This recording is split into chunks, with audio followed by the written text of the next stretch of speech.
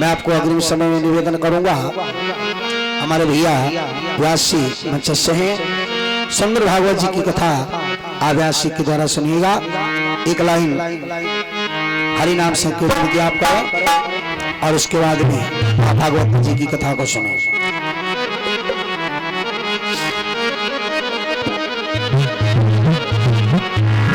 ताली बजा करके आप सब गाइए हमारे साथ। श्री राम जय राम जय जय राम,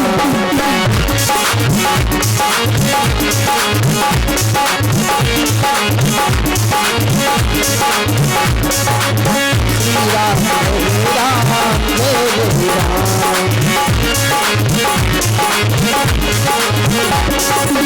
जय सीता राम जय जय सीता राम, जय सीता राम जय सीता राम जय जय सीता राम, जय सीता राम श्री राम जय राम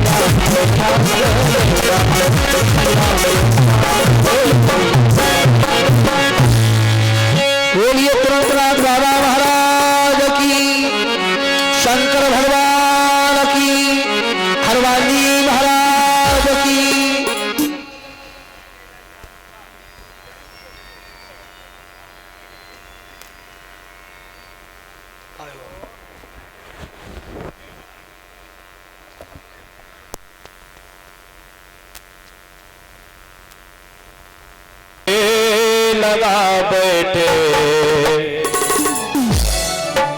जो होगा देखा जाएगा, जो होगा देखा जाएगा, जो होगा देखा जाएगा। तालियों की सेवा करके सभी लोग कहेंगे क्या कि तुम्हें अपना बना बैठे, तुम्हें अपना बना बैठे, जो होगा देखा जाएगा, तुम्हें अपना बना बैठे, जो होगा देखा जाएगा।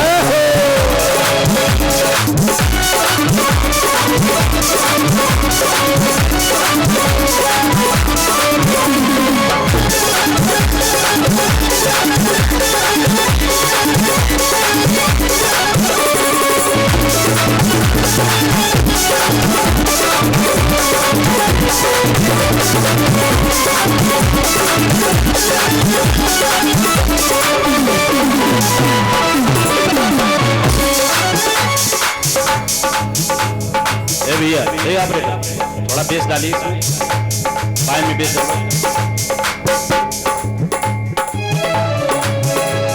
कैलेंडर, एक मिनट बेस चलिए, बेस और बड़ा हाँ ठीक। तुम्हें अपना बना बैठे, तुम्हें अपना बना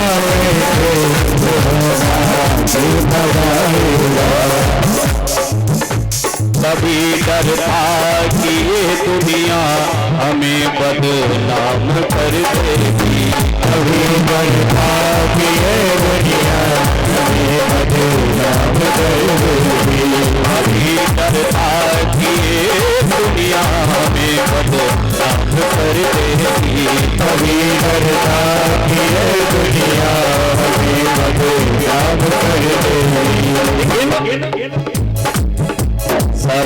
सब बेच खा बैठे। अब परवाह नहीं है, क्योंकि जब ये दिल दुनिया का था तो दुश्मन हजारों बन गए, और जब से दिल प्रभु को दिया हर दिल के प्यारे बन गए। इसलिए शर्म सब बेच खा बैठे, जो होगा देखा जाएगा। सब बेच खा बैठे, होगा देखा जाएगा। और तुमसे बता बैठे, जो होगा देखा जाएगा। लगन तुमसे लगा बैठे, जो होगा देखा जाएगा।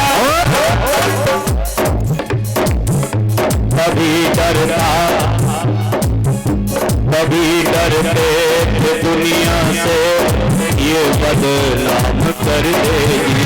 कभी डरते थे दुनिया से, ये बदनाम कर देगी। तो अब पर्दा उठा बैठे, तो अब पर्दा उठा बैठे, जो होगा देखा जाएगा।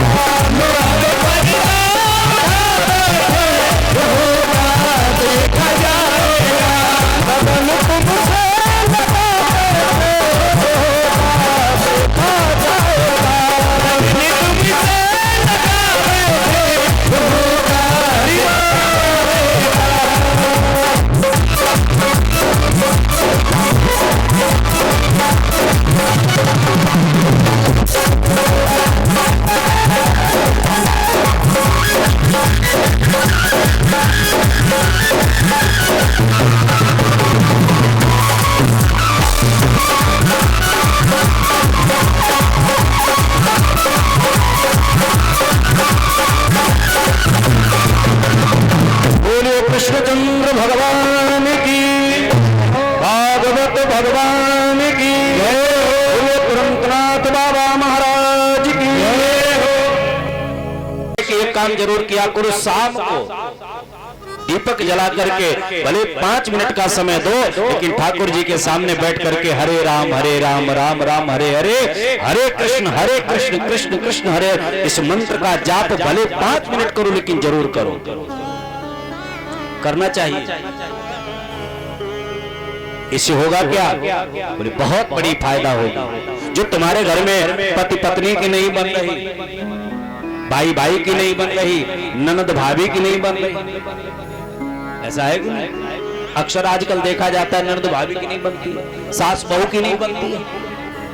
ये सारी जो निगेटिविटी है, सारे जो आपके अंदर विरोधाभास है, ये बिल्कुल खत्म हो जाएगा। शाम को बैठ करके 4 दिन करके देख लो, 5वें दिन अपने आप आपको फायदा मिलेगा, गारंटी इस बात।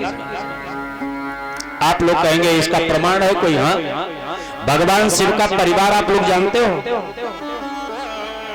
जितने लोग हैं उतने उनके बाण हैं, और सब बाण एक दूसरे के विरोधी हैं। बोलो भाई, है कि नहीं? भगवान शिव का बाण नंदी, माता पार्वती का बाण जम के कौ शेर वाली है, शेर है उनका बाण। तो शेर अगर कहीं घूमता हुआ नंदी को देख ले तो बोलो भैया आरती करेगा उसकी, फास्ट फूड समझ के तुरंत खा जाएगा, फास्ट फूड। लेकिन आज तक आप लोगों ने कभी किसी पुराण में सुना हो कि पार्वती के शेर ने नंदी की तरफ टेढ़ियां कभी किया ना?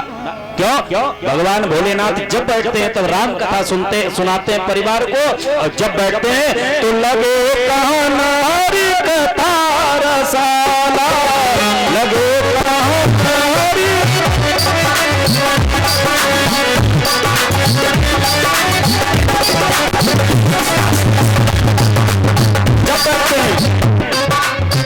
लगे कहन हरि कथा रसाला, लगे कहन हरि कथा रसाला।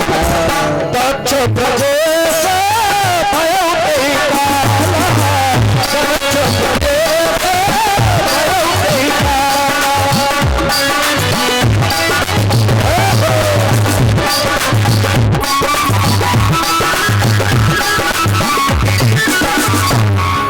जब बैठते हैं तो लगे कहाना हरि कथा राम कथा सुनाते हैं। अच्छा, स्वामी कार्तिकेय का बाण मोर है ना? और भोले बाबा के गले में पड़े काले काले नाग। नागों का और बैरों मोर का बैर है कि नहीं है? लेकिन आज तक एक भी नाग कभी डरा है भोले बाबा स्वामी कार्तिकेय के वाहन गरुड़ से, मोर से नहीं डरा है ना। और पुरस्कार लगाता है गरुड़ मोर के ऊपर। मोर कहता है प्यारे अच्छी जगह बैठे हो इसलिए तुम्हारी सेफ्टी है।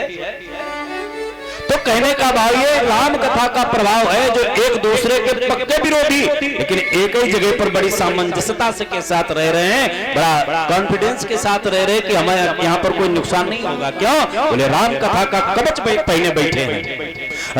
राम नाम का जो हमारे चारों तरफ एक ऊर्जा बन जाती है, अच्छे निगेटिविटी आकर के उससे टकरा करके वापस हो जाती है। सीता बैठी है अशोक वाटिका में, सीता अशोक वाटिका में बैठी है, लंकेश के घर में बैठी है और लंकेश के घर में बैठ करके लंकेश को डांट रही है कि तुम्हारी औकात हमारे सामने तिनके के बराबर है। क्यों? बोले राम के नाम का जो जाप कर रही है उसने चारों तरफ सुरक्षा चक्र बना रखा है। इसलिए जब बैठो घर में तो शाम को आरती करो और ठाकुर जी के सामने पूरा परिवार बैठ करके थोड़ी देर तक भगवान का भजन जरूर किया करो। तो संत लोग भ्रमण कर रहे हैं कि कोई संत मिल जाए तो बैठ करके भगवान की चर्चा की जाए, क्योंकि संतों का तो एक ही धन है क्या?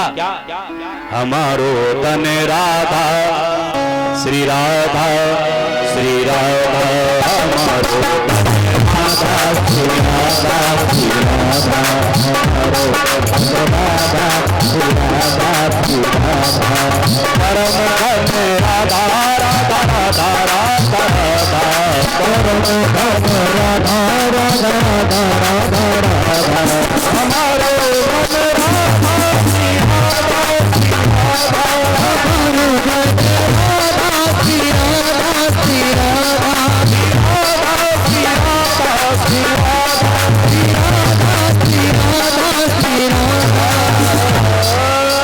बोले राधा रानी सरकार की।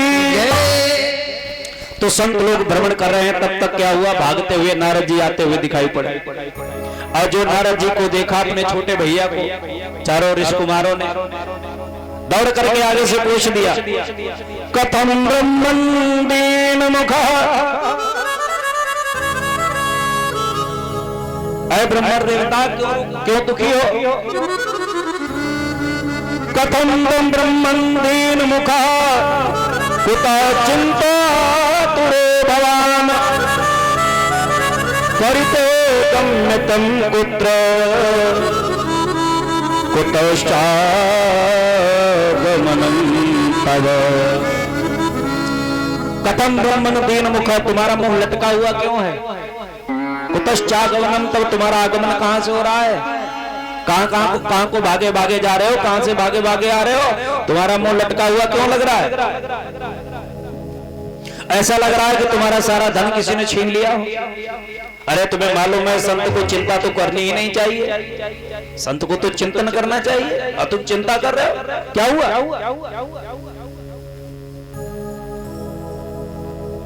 तो नारद जी ने सारी व्यवस्था बताई। भैया एक बार हम सभी लोगों में भ्रमण करते करते मृत्युलोक में आए और मृत्युलोक में हमने विचार किया कि यहाँ हमें शांति मिलेगी और शांति ढूंढने के लिए मैं पूरे संसार में भ्रमण किया है। सबसे पहले हम संतों के यहाँ गए। नारद जी कहते हैं संतों के यहाँ सबसे पहले गए। हमने विचार किया संतों के यहाँ तो शांति मिलेगी क्योंकि वो तो शांत होते हैं, संतों के यहाँ शांति मिलेगी। नारद जी कहते भैया जब हम संतों के आश्रम पे गए तो बड़ी विडंबना देखी हमने। क्या देखा? हमने पूछा भैया ये बड़े बड़े ऊंचे ऊंचे महल किनके बने हुए, ये गाड़ी घोड़ा बंगला ये सब किसका है? तो उत्तर मिला बोली ये त्यागी जी महाराज का है, नाम त्यागी जी। और ऐसा कोई शहर नहीं जहां पर भैया उनका बंगला नहीं। हम किसी संत का नाम नहीं ले रहे हैं और आज भी वही हो रहा है। दूसरी बात हमने पूछा भैया ये कचौड़ी मगौड़ी पकौड़ी ये सब किसके लिए बनी जा रही है? उत्तर मिलता है ये फलाहारी बाबा जी के लिए, नाम फलाहारी। अब खाने के नाम पे जो मिल जाए सब सियावर रामचंद्र की। अरे भैया ये शोरगुल किनके यहाँ से हो रहा है? बहुत बैंड बाजे बज रहे हैं। उत्तर मिलता है मौनी बाबा के आश्रम में शोरगुल हो रहा है। भैया छोटे छोटे बच्चे किनके घूम रहे हैं? उत्तर मिलता है ये सब ब्रह्मचारी जी के हैं। महाराज संतों की स्थिति बड़ी खराब हो गई। आज भी देखो, नाम लेने की जरूरत नहीं। महाराज जब छापा पड़ता है तो कमरे के कमरे भरे निकलते हैं, नोटों निकलते हैं कि नहीं? और होना भी है। जाके नक सिर जटा विशाला सोई तापस प्रसिद्ध कलिकाला। नारद जी कहते हैं जब संतों की स्थिति हमने देखी तो हमने विचार किया, हरे राम राम, तो गृहस्थों का हाल क्या हुआ होगा जब संतों की हालत है? तो चलो गृहस्थों के यहाँ देखें। तो गृहस्थों के यहाँ जाकर के जब हमने देखा, नारद जी कहते हैं तो गृहस्थों की हालत बड़ी खराब। गृहस्थों की हालत क्या है? बोले तरुणी प्रभुता जो है साल को बुद्धिदायका उदर भरना जीवा बराका कूट भाषणा। गृहस्थ लोग कैसे लगे हैं? बोले तरुणी प्रभुता गे है। घर में साम्राज्य किनका चल रहा है? बोले देवी जी का। घर की मालकिन कौन? देवी जी। पहले ऐसा नहीं हुआ करता था। पहले घर के और बाहर के मालिक हम लोग हुआ करते थे। इनको थोड़ा बहुत दे दिया जाता खर्चा पानी के लिए, है ना? देते थे कि नहीं? पहले इनको कहा जाता था अबला। कहा जाता था अबला। अबला क्यों कहते थे? क्योंकि हम जब सैलरी लेकर के आते थे ना, या फसल कट गई, फसल बेच करके हमने पैसा इकट्ठा किया तो हमने थोड़े बहुत दे दिए, 1000 2000 खर्च करो। जो खर्च हो जाते थे तो कहते थे कि वो तो खर्च हो गए अबला, तो खर्च हो गए अबला। तो इनको कहा जाता था अबला। अब अबला नहीं, अब सबला। जो सैलरी मिली वे सबला। क्यों भैया? होता है। तो अब ये है सबला। तो कलयुग में महाराज विशेषता इनकी तरुणी प्रभुता गे है। घर में स्त्रियों का साम्राज्य चल रहा है। विडंबना के बाद साल को बुद्धिदायका, साले सलाहकार बन गए। साले सलाहकार बन गए। अच्छा, साला अगर बुद्धिमान है तो सलाह लेने में कोई दोष थोड़ी ना है भाई। साला अगर बुद्धिमान है तो उससे सलाह लेने में कोई दोष नहीं। साला से सलाह ली जा सकती है, क्योंकि हम भी किसी के साले हैं, आप भी किसी के साले हो। ये तो चक्र है। साले से सलाह लेने में कोई दोष नहीं। लेकिन विडंबना के बाद साले सलाहकार हो गए और महाभारत घर में रोज हो रहा है। पति पत्नी में, पति पत्नी में रोज दंगा हो रहा है।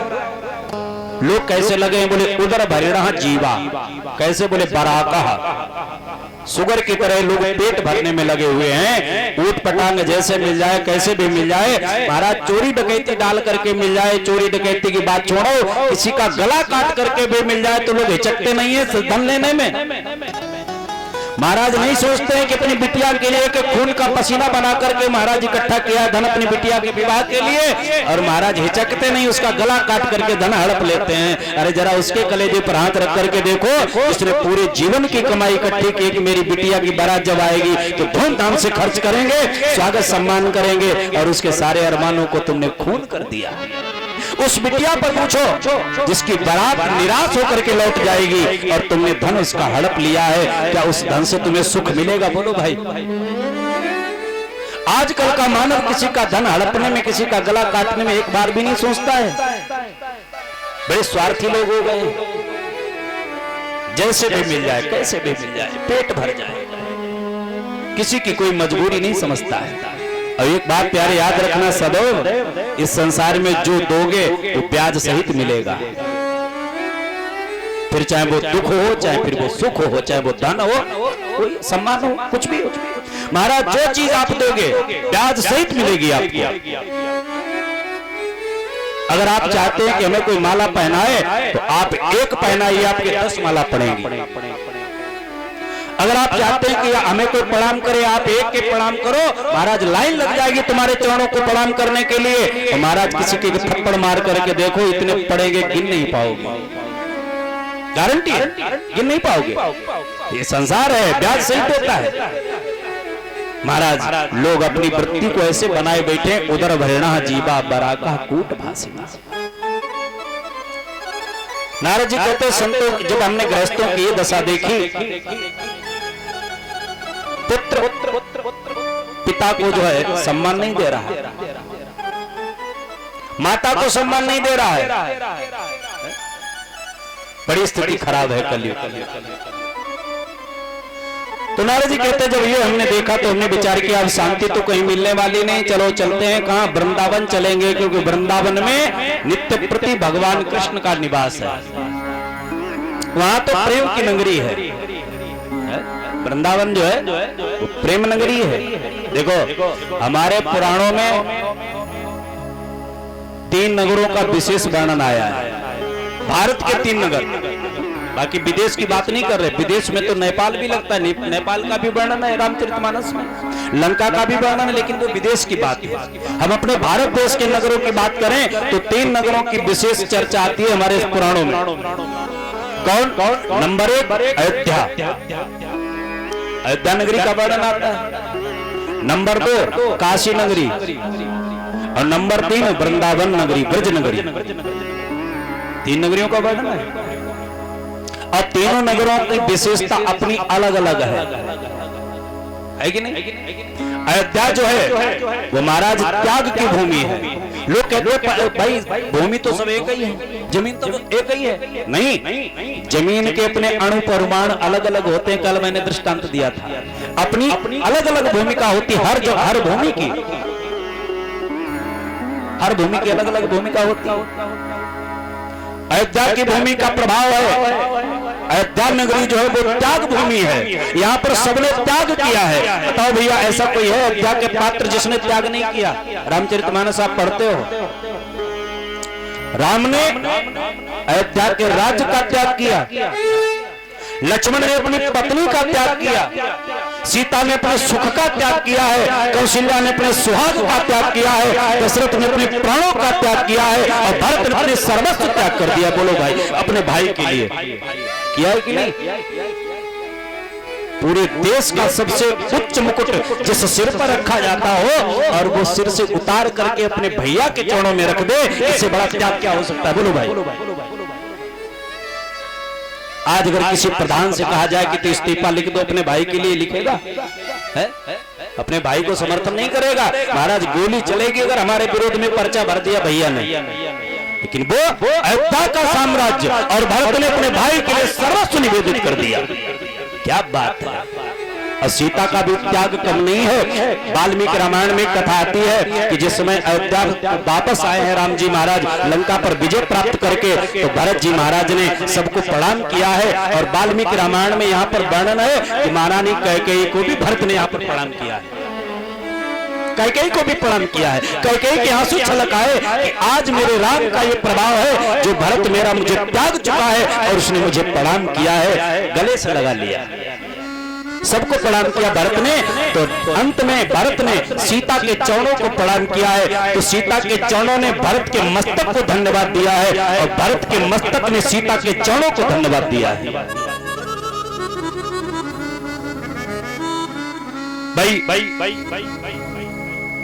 सीता के चरणों ने भरत के सिर को जो है, भरत के सिर ने सीता जी के चरणों को धन्यवाद दिया। ये तो बात बनती है। क्यों? क्योंकि भाई ये चरण कोई साधारण नहीं है, ये चरण वो है जो 3 लोकों का विजेता रावण, जिसका पूरा ऐश्वर्य था और उसके ऐश्वर्य को ठोकर मार करके सीता अयोध्या में आई है, इसलिए वो चरण है कि धन्यवाद के पात्र हैं। ये चरण जिनमें तीनों लोगों के ऐश्वर्य को ठुकरा दिया, वो चरण है, ये साधारण चरण नहीं है, इसलिए भरत जी ने प्रणाम किया है। तो सीता जी के चरणों ने भरत जी के सिर को क्यों धन्यवाद दिया? इसलिए धन्यवाद दिया है क्योंकि ये भरत, ये सिर भी साधारण सिर नहीं है। इस सिर पर भी महाराज पूरे विश्व का, पूरे भारत का सबसे ऊंचा ताज रखा जाने वाला था, और महाराज वो त्याग करके और सिर जाकर के अपने भैया के चरणों में रख दिया। ये वो सिर है, इसलिए एक दूसरे को लोगों ने धन्यवाद दिया है। ये है भाई भाई का प्रेम। तो अयोध्या की भूमि जो है वो त्याग भूमि है, यहाँ पर सबने कुछ न कुछ त्यागा है। काशी की भूमि जो है वो ज्ञान भूमि है। काशी की गली में अगर कोई घूम करके ब्राह्मण का बालक निकल जाए तो महाराज उसे वेद पढ़ना आ जाता है। ये काशी की भूमि का प्रभाव है। काशी की भूमि पर रह करके ही तुलसीदास जी ने रामचरितमानस का अध्ययन किया था। काशी की भूमि पर लिखा तो है सरयू मैया के किनारे, लेकिन अध्ययन वहीं किया अपने गुरु जी से। काशी की भूमि ज्ञान भूमि है, ठीक है। वृंदावन की भूमि महाराज ज्ञान भूमि नहीं, त्याग भूमि नहीं, प्रेम भूमि है। साक्षात प्रेम बरसता हुआ अगर देखना है तो वृंदावन चले जाओ। महाराज उद्धव जैसे ज्ञानी और प्रेम की ऐसी डुबकी लगाई कि महाराज बाबरे हो गए। आप उद्धव चरित्र में सुनेंगे भागवत जी में, बाबरे हो गए। और जहां पर आज भी डाल डाल पर और पत्ते पत्ते पर राधे राधे ध्वनि सुनाई पड़ती है कि वृंदावन में हुक्म चले बरसाने वाली का, वृंदावन में हुक्म चले बरसाने वाली का। तालियों की सेवा करेंगे और क्या कहेंगे, क्या मेरा श्याम दीवाना है श्री राधा, श्री राधा रानी का, मेरा श्याम दीवाना है श्री राधा रानी का, नाथ दीवाना है श्री राधा रानी का।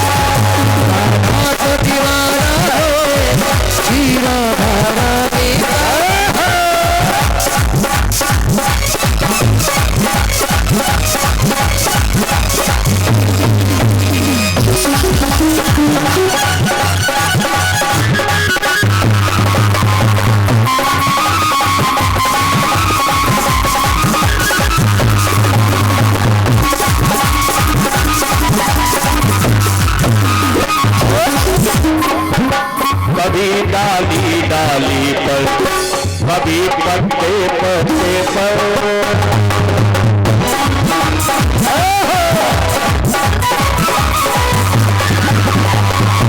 कभी डाली डाली पर, कभी पत्ते पत्ते पर, बाजरा देखा चलता ब्रज के हर कुछ पर, देखा चलता ब्रज के हर कुछ पर। चारों तरफ डंका बजता दस पान दुलारी का, चारों तरफ डंका बजता दस पान दुलारी का। मेरा श्याम दीवाना है श्री राधा प्यारी का, मेरा श्याम दीवाना है श्री राधा रानी का, दीवाना है श्री राधा रानी का।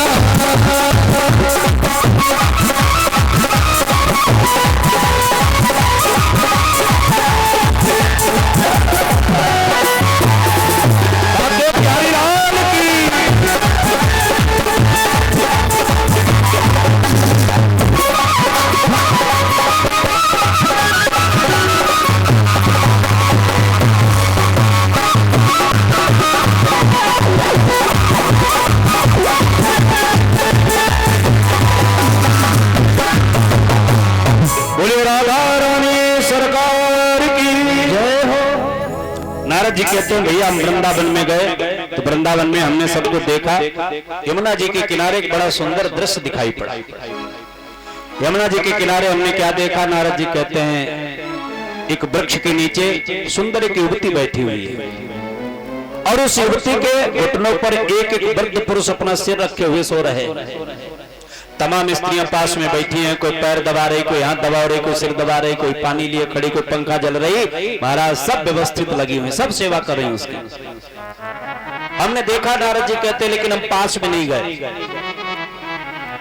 क्यों?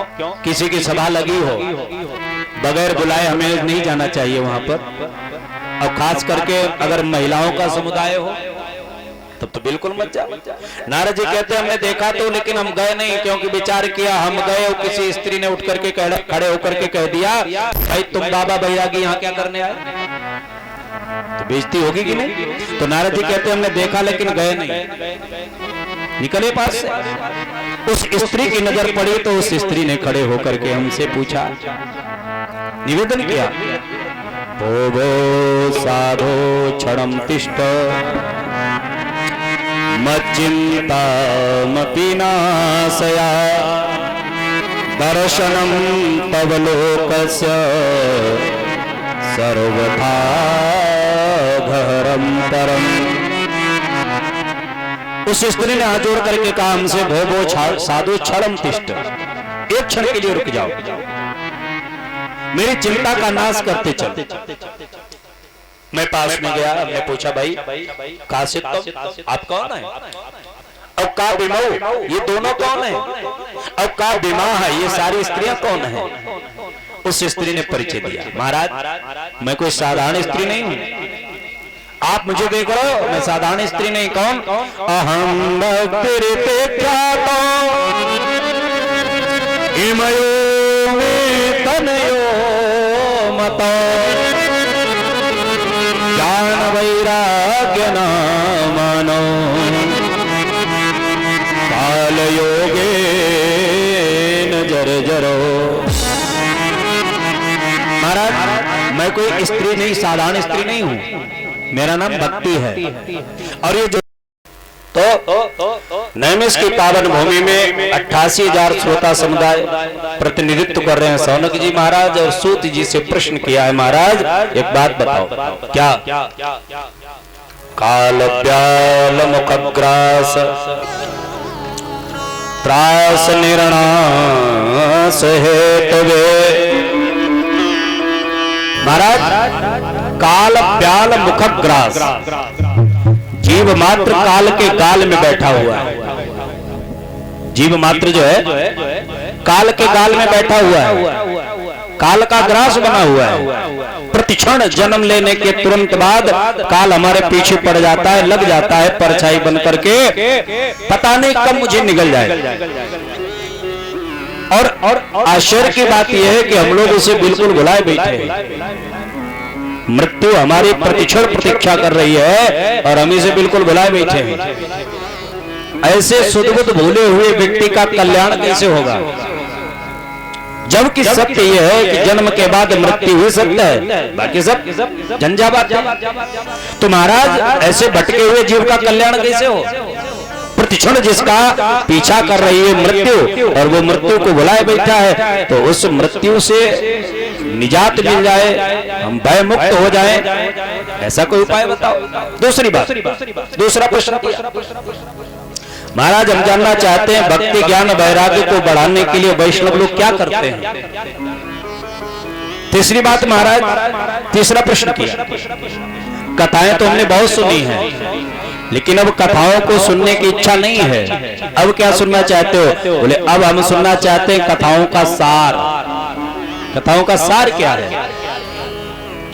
6 प्रश्न किए, बड़े सुंदर प्रश्नों का उत्तर सूत जी महाराज ने शौनकादि ऋषियों को दिया।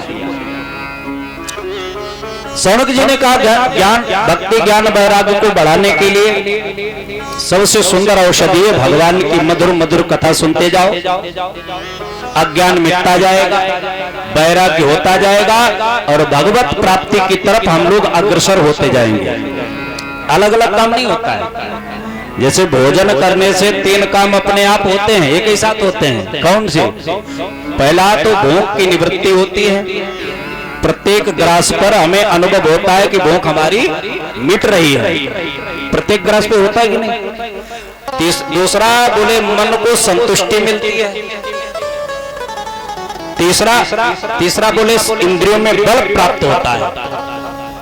ये अलग अलग होता है कि साथ ही साथ में बोलो भाई, प्रत्येक ग्रास पर हमारी भूख भी मिटेगी, इंद्रियों में बल भी आएगा और मन को संतुष्टि भी मिलेगी। ये प्रत्येक ग्रास पर साथ ही साथ में संभव है। इसी प्रकार भगवान की जो क्षण हम कथा सुनेंगे उस कथा में मुझे भगवान की प्राप्ति की तरफ बढ़ने का अवसर, हमारे अंदर द्वंद है वो शांत हो जाएंगे। तो महाराज भगवान की कथा सुनो, सूत जी कहते हैं। और कथाएं तुम सुनना नहीं चाहते, इसलिए हम तुम्हें कथाओं का सार सुनाएंगे। और वो कथाओं का सार क्या है? बोले जन्मांतरे भवेत् पुण्यम तदा भागवतम लभेत।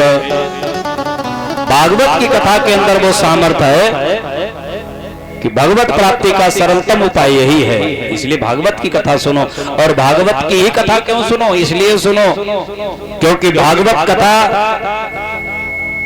अन्य पुराण जितने हैं, देखो हमारे सनातन धर्म में 18 पुराण हैं और इस समय 3 पुराण विशेष प्रचलित हैं। Number 1 Shrimad Bhagwat, number 2 Ramcharitmanas, number 3 Shrimad Mahabharat, जिनकी अभी आप हमारे ठाकुर साहब जी के द्वारा कथा सुन रहे थे, सुनेंगे। और तीनों पुराणों का काम अलग अलग है। महाभारत मुझे ये सिखाता है कि मुझे कैसे जीना चाहिए। रामचरितमानस मुझे ये सिखाती है कि मुझे संसार में किसके साथ कैसा व्यवहार करना चाहिए। भाई के साथ कैसा व्यवहार करोगे, पिता के साथ कैसा व्यवहार करोगे, पत्नी के साथ कैसा व्यवहार करोगे, अरे और तो और महाराज दुश्मन के साथ कैसा व्यवहार करना है, ये भी हमें रामचरितमानस सिखाती है। भाई से कैसा व्यवहार करना चाहिए अगर सीखना है तो भरत चरित्र पढ़िए। अरे परमात्मा कहता है कि मैं प्रत्येक भाई को तो नहीं मिल सकता हूं, इसलिए प्रत्येक भाई के लिए मैंने एक भाई बनाकर के भेज दिया अपना ही स्वरूप। संसार में परमात्मा ने भाई को क्यों भेजा? बोले भाई की आपत्ति बांटने के लिए भाई को बनाकर के भेजा है कि तुम अपने भाई की आपत्ति बांटो। और हम लोग क्या करते हैं, संसार में आकर के आपत्ति बांटी नहीं, महाराज संपत्ति बांटने लग गए। बोलो भाई, तो किससे हमें क्या व्यवहार करना है ये रामचरितमानस सिखाती है। तो भागवत क्या सिखाती है? बोले भागवत हमें सिखाती है हमें मरना कैसे चाहिए। भागवत सिखाती है कि हमें मरना कैसे चाहिए। मरना भी एक कला है, मरना भी एक कला है। मरते तो रोज बहुत लोग हैं, लेकिन कुछ ऐसे खास मरते हैं, कुछ ऐसे खास जाते हैं संसार को छोड़ करके, जिनको जाने के बाद लोग वर्षों तक नहीं भुला पाते। तो इसे जाओ यहां से। कबीरा जब हम पैदा हुए तो जग हंसे हम रोए, और ऐसी करनी कर चलो हम हंसे जग रोए। ऐसे जाओ यहां से, जाके हमारे जाने के बाद लोग हमें वर्षों तक भुला न पाए। ये कहां से मिलेगा? बोले भागवत जी से मिलेगा। ये भागवत की कथा है। क्योंकि जिस समय परीक्षित महाराज को श्राप लगा, सूत जी महाराज कहते हैं परीक्षित को श्राप लगा कि तुम 7 दिन तुम्हारी मृत्यु होगी, सर्प काटेगा। परीक्षित भागे भागे गए महाराज सुकृताल पर, गंगा जी के किनारे, जहां पर 88,000 संत विद्यमान हैं। सुखदेव जी महाराज कथा सुना रहे हैं। अब कथा सुनने के लिए जो सब बैठे, तुरंत क्या हुआ? बोले सुधा कुंभ ग्रहित कैव देवा तत्र समागम। अमृत का कलश लेकर के देवता लोग आ गए इंद्र के साथ में। सुखदेव जी को प्रणाम किया। सुखदेव जी से कहा महाराज परीक्षित को भय है 7वें दिन मरने का। तो महाराज अमृत की विशेषता है कि एक बूंद भी अमृत जो पी लेता है उसे फिर मृत्यु का भय नहीं रहता है। तो आप ऐसा करिए अमृत परीक्षित को पिला दीजिए। सुखदेव जी ने कहा एक बात बताओ, इतना कीमती अमृत, भयंकर समुद्र मंथन में परिश्रम करना पड़ा तो अमृत निकला, 14 रत्न निकले, उनमें 14वां रत्न जो है अमृत है। 13 रत्न और निकले, श्रीमणि नंबा बारुणी अमे शंख गजराज धनवंतरि धनुधेनु तर विष चंद्र और बाज। 14वां रत्न निकला है भयंकर अमृत। और फिर महाराज इतना परिश्रम करके अमृत मिला। अमृत कोई साधारण चीज नहीं है। फिर उसके विभाजन को लेकर के देवासुर संग्राम हुआ भयंकर। तो महाराज इतना कीमती अमृत और ये देवता खामो खाम क्यों लुटा रहे हैं? क्योंकि देवता कभी घाटे का सौदा तो करते नहीं, परम चतुर है। अब घाटे का सौदा भैया कोई नहीं करता है।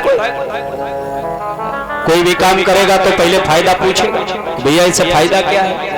एक श्रीमान जी थे, उनसे हमने कहा भैया थोड़ा भजन किया करो, मालाला का जाप किया करो, बुढ़ापा आ गया है, पता नहीं कब बुलावा आ जाए, तो थोड़ी तैयारी कर लो, तो भगवान का भजन अजन किया करो। बोले पंडित जी क्या फायदा? भजन तो हम करें लेकिन फायदा क्या है? तो हमने कहा तंबाकू खाते हो? बोले हाँ। हमने कहा क्या फायदा? बोले फायदा तो कुछ नहीं। हमने कहा बगैर फायदे के तंबाकू खा सकते हो और बगैर फायदे के भजन नहीं कर सकते हो? तो आजकल के मानव का नहीं, महाराज सदियों से चला रहा है, बगैर फायदे के कोई काम करने वाला नहीं। घाटे का सौदा कोई नहीं करता है। घाटे का सौदा तो एक ही व्यक्ति करता है, कौन? बोले हमारे ठाकुर जी महाराज। इनकी तरफ एक कदम बढ़िए, महाराज बिल्कुल सब लुटा देंगे तुम्हारे ऊपर। घाटे का सौदा कर लेते हैं।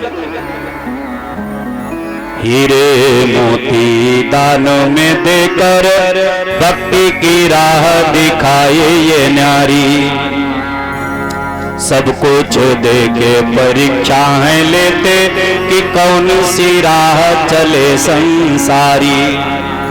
ऐसा मोहक जाल बिछाए कि फंस कर रह गई बुद्धि बिचारी, सोच समझ के सौदा की जो यो नंद को लाल बड़ो व्यापारी, सोच समझ कर। तो घाटे का सौदा ये तो कर लेते हैं।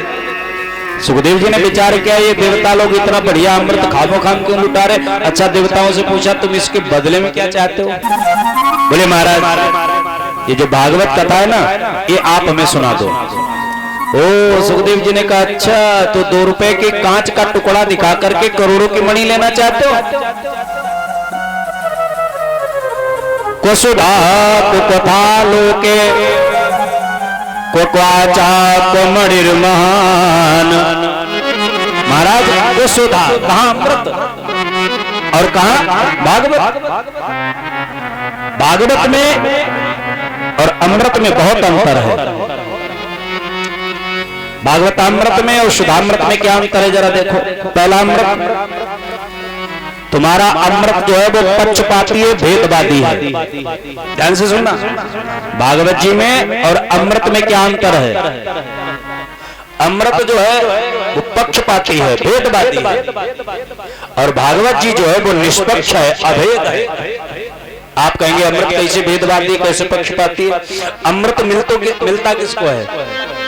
जो यहाँ यज्ञ करते हैं, कथाएं करते हैं, कराते हैं, दान करते हैं, मंदिर बनवाते हैं, भंडारे करते हैं, धर्म का काम करते हैं, उन्हीं को तो अमृत मरने के बाद स्वर्ग जाते तब मिलता है। बोलो भाई, अमृत अभी तो मिलता है जब यहाँ यज्ञ करोगे, कथाएं कराओगे, भंडारे करोगे, दान करोगे, संत ब्राह्मणों की सेवा करोगे, महाराज तब जाकर के कहीं शरीर छूटने पर स्वर्ग जाओगे, तब कहीं अमृत पीने को मिलेगा। और महाराज पीने को नहीं मिलेगा, केवल दिखाया जाएगा। अमृत अगर पिलाया गया होता तो कब का खत्म हो गया होता। अमृत क्या कोई 100-200 लीटर थोड़ी निकला होगा, लीटर 2 लीटर अमृत निकला, वो भी सजो करके रखा। कितना कीमती अमृत दिखा दिया जाता है कि देखो वैसा अमृत है, चुपचाप बैठा रहो।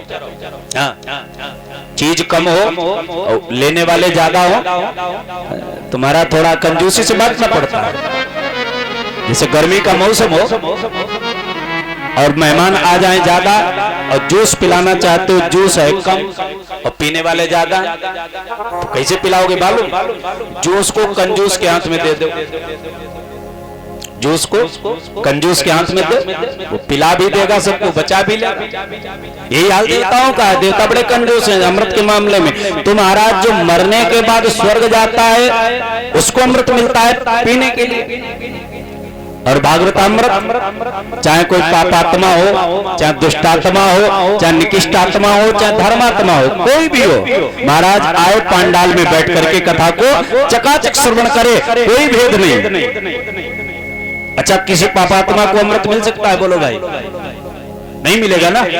किसी पापात्मा को, दुष्टात्मा को, निकृष्टात्मा को अमृत का दर्शन तक नहीं, पीने की बात छोड़ो। और भागवत के लिए महाराज कितना बड़ा भी पाप किया हो, पांडाल में बैठे हो, सारे पाप भी धो जाएंगे, कथा भी चकाचक सुनते रहो। तो बोलो भाई, अमृत पक्षपाती है कि नहीं है? भागवत निष्पक्ष है, पहला कारण।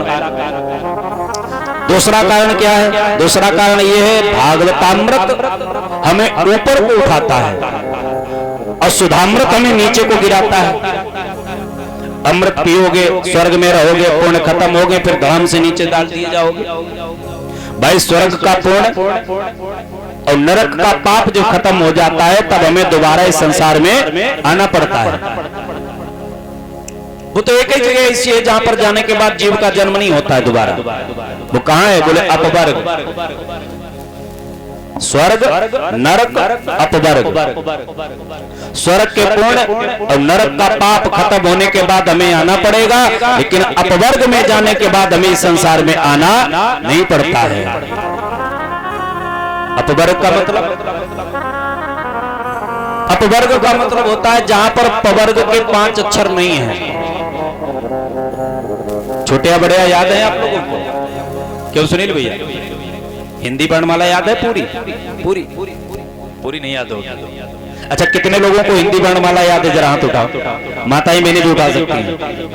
हिंदी के छोटे या बड़े या छत्रक यहाँ तक याद हो? आपको याद है? अच्छी बात। वाह भाई, बहुत बढ़िया। उसमें पवर्ग की लाइन में 5 अक्षर हैं। कौन कौन? पा, फा, बा, भा और मा। पवर्ग की लाइन के 5 अक्षर हैं। पा, पा, बा, भा, मा। जहां पर इन 5 अक्षरों का कोई मतलब ही न हो, वो है अपवर्ग। पा माने पतन। ध्यान से सुनना, बड़ी कीमती बात है। पा माने पतन, जहां पर जाने के बाद जीव का पतन न हो, गिरना न पड़े दोबारा, वो है अपवर्ग। पा के बाद में फा, पा के बाद में फा आता है। फा माने बोले फल, जहां पर जाने के बाद फल की इच्छा खत्म हो जाए, वो है अपवर्ग। उसके बाद में तीसरा अक्षर बा, याद कर लो, तीसरा अक्षर है बा। बा माने बोले बंधन, जहां पर जाने के बाद जीव के सारे बंधन खुल जाएं, वो है अपवर्ग। उसके बाद चौथा अक्षर भा। भा माने भय, जहां पर जाने के बाद जीव के सारे भय खत्म हो जाएं, वो है अपवर्ग। अंतिम अक्षर है मां।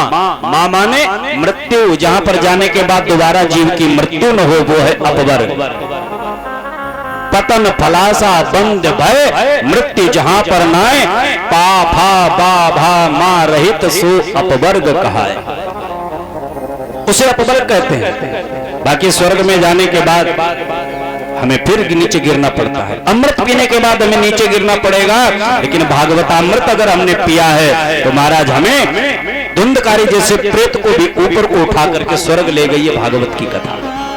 इसलिए भागवत की कथा में ऊपर को उठाती है और स्वर्ग का अमृत हमें नीचे को गिराता है। इसलिए भागवत अमृत जो है वो श्रेष्ठ है।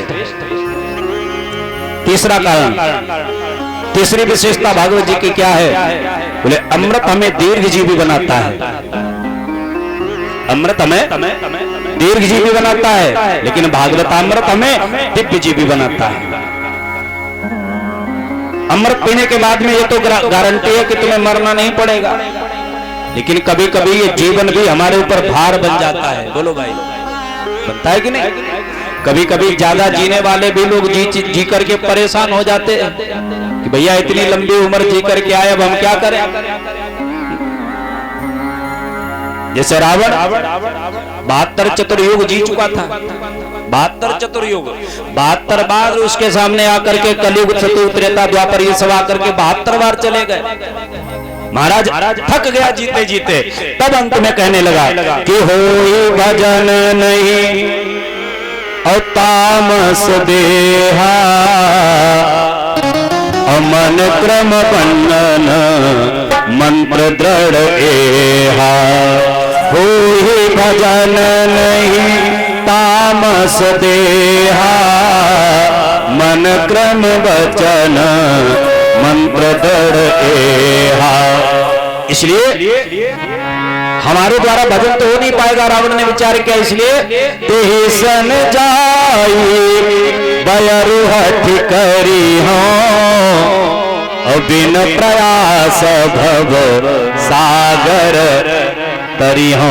भजन अगर तुम कर नहीं पाएंगे राम जी का, लेकिन हम जाकर के बैर करेंगे, और बैर से दूसरी बात, रावण ने विचार किया अगर मैं भक्ति करूंगा तो उद्धार केवल मेरा ही होगा, और बैर करूंगा तो समूचे कुल का मेरा कल्याण हो जाएगा। इसलिए बैर किया है रावण ने। थक गया जीते जीते। तो कभी कभी जीवन भी मुझे भार लगने लगता है। अश्वत्थामा अमर है, लेकिन वो प्रतिक्षण मृत्यु की भीख मांगता है, कोई भीख नहीं दे रहा उसे।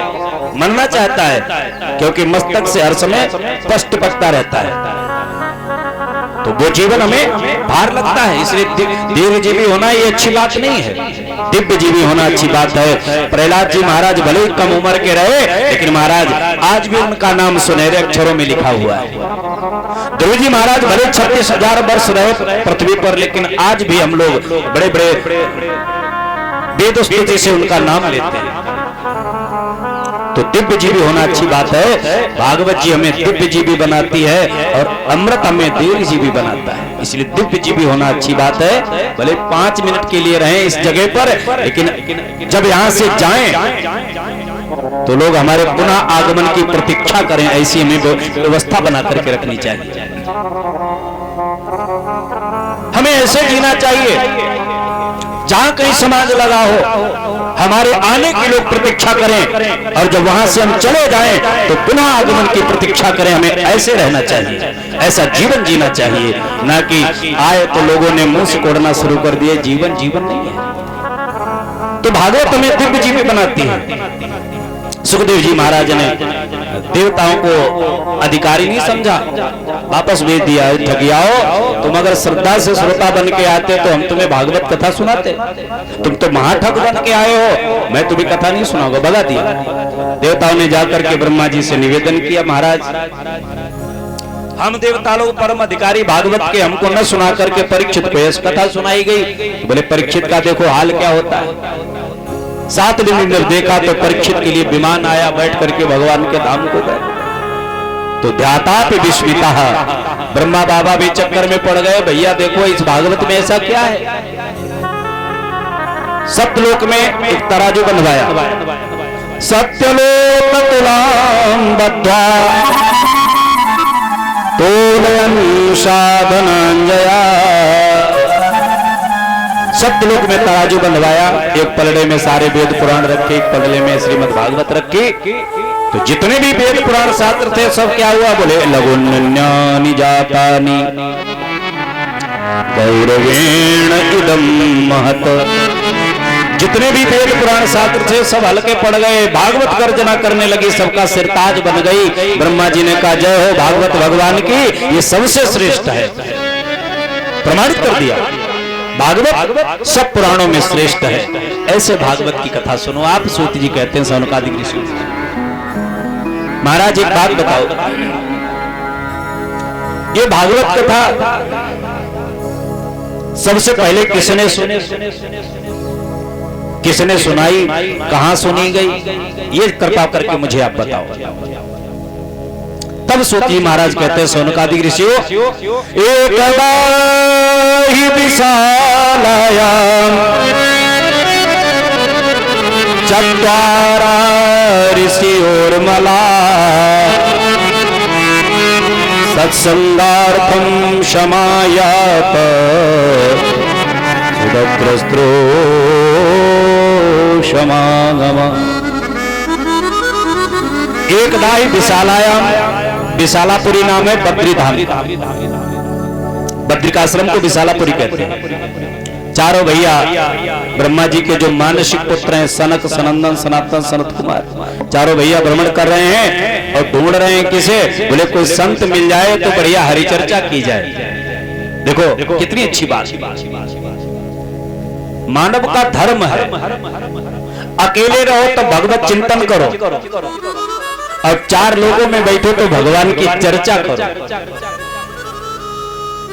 राम चर्चा करो प्यारे, सारे कलेश जीवन के मिट जाएंगे, गारंटी इस बात की। सारा विरोधाभास खत्म हो जाएगा अगर हम लोग घर में बैठ करके एक नियम बनाओ। जितने लोग यहाँ कथा सुन रहे हैं और जहां तक आवाज जा रही है, सब लोगों से करबद्ध निवेदन है कि एक नियम बनाओ अपने घर में। संभवतः आज के दिन पर हर वैष्णव के घर में ठाकुर दरबार जरूर होगा, एक पूजा वाली अलमारी सबके घर में होगी, है कि नहीं? आप लोग जरूर होगी। निवेदन आप लोगों से है, जो पुरुष देख रहे हो आप वृद्ध, ये और कोई नहीं महाराज, मेरे पुत्र हैं ज्ञान और वैराग्य। भैया आप तो हट्टी कट्टी जवान दिख रही हो, आपके बेटा कैसे बुढ़े हो गए? क्या ये बुढ़े पैदा हुए? अरे नहीं बेटा, ये बुढ़े नहीं पैदा हुए। बोले फिर? बोले काल योगे नजर जरा, समय ने इनको बुढ़ा कर दिया है। तो भैया ये सब स्त्रियां कौन है? बोलिए ये गंगा यमुना आदि सब नदियां हैं, सेवा कर रही हैं हमारी। महाराज मेरा जन्म जो हुआ है वो उत्पन्ना द्रविड़े साम वृद्धि करना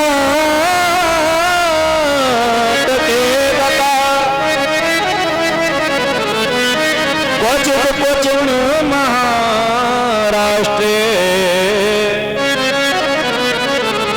गुरुजरे जीर्ण ताम गता। महाराज मेरा जन्म जो है वो द्रविड़ देश में हुआ है, कर्नाटक में हुआ है। उत्पन्ना द्रविड़ेशाम वृद्धि कर्नाटके गता। मेरा जन्म जो है वो द्रविड़ देश में हुआ है, वृद्धि हमारी हुई है कर्नाटक में। देखो ये कथा भागवत की नहीं, हमारी तुम्हारी है, ध्यान से सुनना। भक्ति महारानी कहते हैं मेरा जन्म कहां हुआ? बोले द्रविड़ देश में। ये द्रविड़ देश क्या है? भक्ति कहां जन्म लेती है? बोले द्रविड़ देश में। तो ये द्रविड़ देश है क्या? बोले द्रविड़ देश हमारा हृदय प्रदेश ही है। हृदय हमारा जब द्रवित हो जाए, कब? कथा सुन करके, महाराज पुराणों की कथाओं को सुन करके, संतों का चरित्र सुन करके। अरे महाराज जब शिवरी के ऊपर कृपा कर दी, न जाति ठीक, न कोई साफ सुथरी, न खाने के लिए कोई स्वादिष्ट विशेष पदार्थ थी, लेकिन महाराज इतने दीवाने हो गए कि महाराज बैठ करके मस्त होकर के प्रेम के आंसू बहा करके बेर खाए। अरे महाराज देखो बात छोड़ो, पूतना को जरा देखो, न जाति ठीक, न कुल खानदान ठीक, न नाम ठीक, न आहार विहार ठीक, और फिर भी महाराज अपनी मां का दर्जा प्रदान करते हैं। नाम क्या? बोले पूतना। बोले नाम ही गड़बड़ है, खानदान तो ठीक होगा। बोले खानदान भी ठीक नहीं। खानदान क्या? बोले राक्षसी। खानदान राक्षसी है। बोले महाराज खान पान तो ठीक होगा। बोले खान पान भी ठीक नहीं। खान पान क्या है? बोले रुधिरासना, खून पीने वाली, कहीं से ठीक नहीं। न नाम ठीक, न कुल खानदान ठीक, न खान पान ठीक, और फिर भी महाराज अपनी माता का दर्जा दिया है। इतने दयालु हैं। ऐसी कथाएं जब आप सुनेंगे ना तो आपका हृदय द्रवित होगा। कथाएं सुनते सुनते आंखों से आंसू निकलने लग जाएं, हृदय गदगद हो जाए, कंठ अवरुद्ध हो जाए। ईमानदारी से बताओ तुम्हारे हृदय में भक्ति का संचार हुआ कि नहीं हुआ? आंखों से आंसू निकलने, कभी कभी आप लोगों ने सुना होगा, देखा होगा, रामायण पढ़ते पढ़ते या कथा पढ़ते पढ़ते सुनते सुनते आंसू निकलने लगते हैं। अब तो आप कथा सुनेंगे, कथा कहते कहते भैया हमारे तो इतने आंसू निकलते हैं, समझना मुश्किल हो जाता है। जब कथाओं का ऐसा प्रकरण आता है तो कथा रस में डूब जाते हैं। तो महाराज जब हमारी ये स्थिति हो जाए, बोलना मुश्किल हो जाए, आंखों से आंसू निकलने लग जाएं, तो इसका मतलब भक्ति हमारे हृदय भवन में उत्पन्न हो चुकी है। उत्पन्न हुई कि नहीं? अच्छा, भक्ति हमारे हृदय भवन में उत्पन्न हो गई, हमारा हृदय द्रविड़ देश बन गया है। लेकिन भक्ति बढ़ेगी कैसे? भाई बच्चों को पैदा करके छोड़ देना ये हमारा धर्म थोड़ी ना है। इनका लालन पालन भी करना पड़ता है, देख रेख भी करनी पड़ती है। तो भक्ति महारानी का लालन पालन कैसे होगा? कैसे बढ़ेगी वो? बोले वृद्धि कर्नाटके गता। कर्नाटक में वृद्धि हुई। कर्नाटक का मतलब, कर्नाटक है हमारे आपके कान ही कर्नाटक है। इन कर्नाटकों के द्वारा जब भक्तों की कथा सुनोगे, भगवान की कथा सुनोगे, ध्रुव के ऊपर कृपा की, प्रहलाद के ऊपर कृपा की, महाराज सुतीक्षण पर कृपा कर दी, विभीषण पर कृपा कर दी है। जब उन पर कृपा करी तो हमारे ऊपर कृपा क्यों नहीं करेंगे? तो महाराज भक्ति अपने आप बढ़ेगी। बढ़ेगी कि नहीं? लंकाधीश राजा रावण का भाई महाराज जब आया तो भाई समझ करके अपने हृदय से लगा करके उसे लंकेश घोषित कर दिया। ऐसे दयालु हमारे राम। ये कथाएं जो सुनेंगे तो भक्ति बढ़ेगी कि नहीं? तो उत्पन्ना द्रविड़ेशा वृद्धि कर्नाटके गता क्वचित क्वचिन महाराष्ट्रे गुर्जरे जीर्णतां गता। लेकिन गुजरात में जब मैं पहुंची तब मैं बुद्धि हो गई और हमारे पुत्र जो है वो जवान रहे। गुजरात में जब मैं पहुंची तो हमारे पुत्र जो है वो जवान थे और हम बुद्धि हो गई। गुजरात में पैसा ज्यादा है, ज्ञान ज्यादा है लोगों के पास, बढ़िया बढ़िया कथावाचक आपको गुजरात के मिलेंगे, है ना। देखो मुरारी बापू जी गुजराती के तो हैं, अच्छे विद्वान है। एक गिरी जी महाराज हैं शिवपुराण के अच्छे विद्वान हैं। गुजरात की तरफ आपको ज्ञान मिलेगा, वैराग्य मिलेगा, लेकिन भक्ति बहुत कम मिलेगी। भक्ति अगर देखनी है तो वृंदावन में आओ। वृंदावन में भक्ति महारानी कहती है जब मैं आई तो मैं जवान हो गए, हमारे पुत्र बुढ़े हो गए, क्योंकि यहाँ ज्ञान वैराग्य का कोई ग्राहक ही नहीं है। इसलिए महाराज अगर आप चाहते हो, अगर आपके पास कोई उपाय हो तो हमारे पुत्रों को ठीक कर दो। नारद जी ने कहा क्यों नहीं, अभी अभी ठीक करते हैं, हम तो बहुत अच्छे स्पेशलिस्ट हैं, बड़े अच्छे डॉक्टर हैं। नारद जी कहते हैं हमने अपना झोला थैला निकाला, उसमें जो भी चूरन चटनी था वो सब चटाया, ज्ञान वैराग्य। अच्छा चूरन चटनी क्या है नारद जी का? बोले वेद वेदांत घोषैश्च गीता पाठैर मुहुर्मुहुः। वेद वेदांत का उद्घोष किया कानों में। अरे वेद वेदांत की बात छोड़ो, गीता पाठ बार बार किया। अब गीता पाठ एक बार करने से ज्ञान बढ़ता है, वैराग्य हो जाता है, और वो गीता पाठ बार बार करने पर भी ज्ञान वैराग्य के ऊपर कोई प्रभाव नहीं। जरा सा उठते हैं, आंखें खोलते हैं और जमाई लेकर के फिर गिर जाते हैं। आकाशवाणी हुई, ऐ नारद तुम इनकी व्यथा इसे दूर नहीं कर सकते हो। बोले फिर? बोले सत्कर्म करो। नारद जी ने विचार किया अभी तक सत्कर्म नहीं कर रहे थे हम क्या? पुनः आकाशवाणी हुई, है नारद जो कुछ संत तुम्हें मिलेंगे वो संत जो उपाय बताएं वो उपाय करना। नारद जी कहते बात अब भी गोलमाल, न तो संत का नाम न जगह का नाम। अरे जगह बता दी होती अमुक स्थान पर अमुक संत मिलेंगे तो हम चले जाते।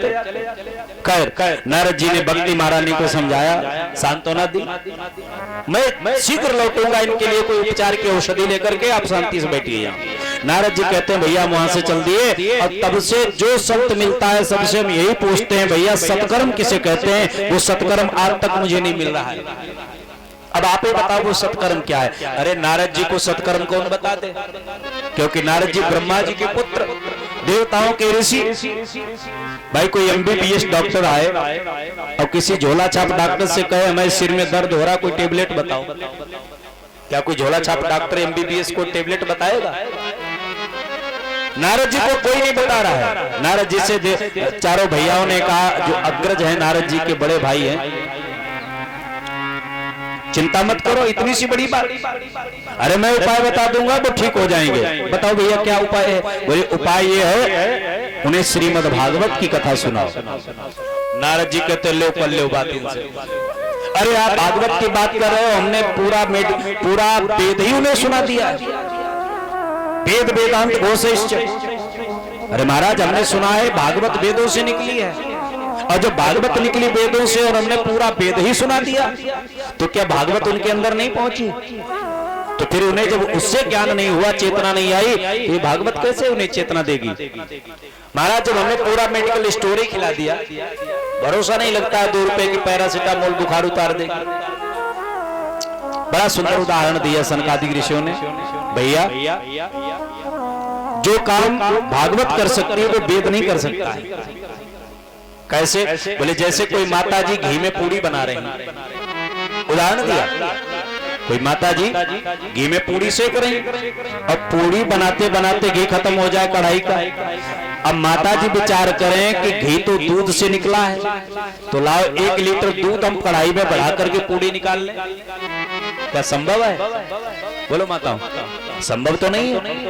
जो काम घी कर सकता है वो दूध नहीं कर सकता है। उसी प्रकार जो काम भागवत कर सकती है वो वेद नहीं कर सकता है।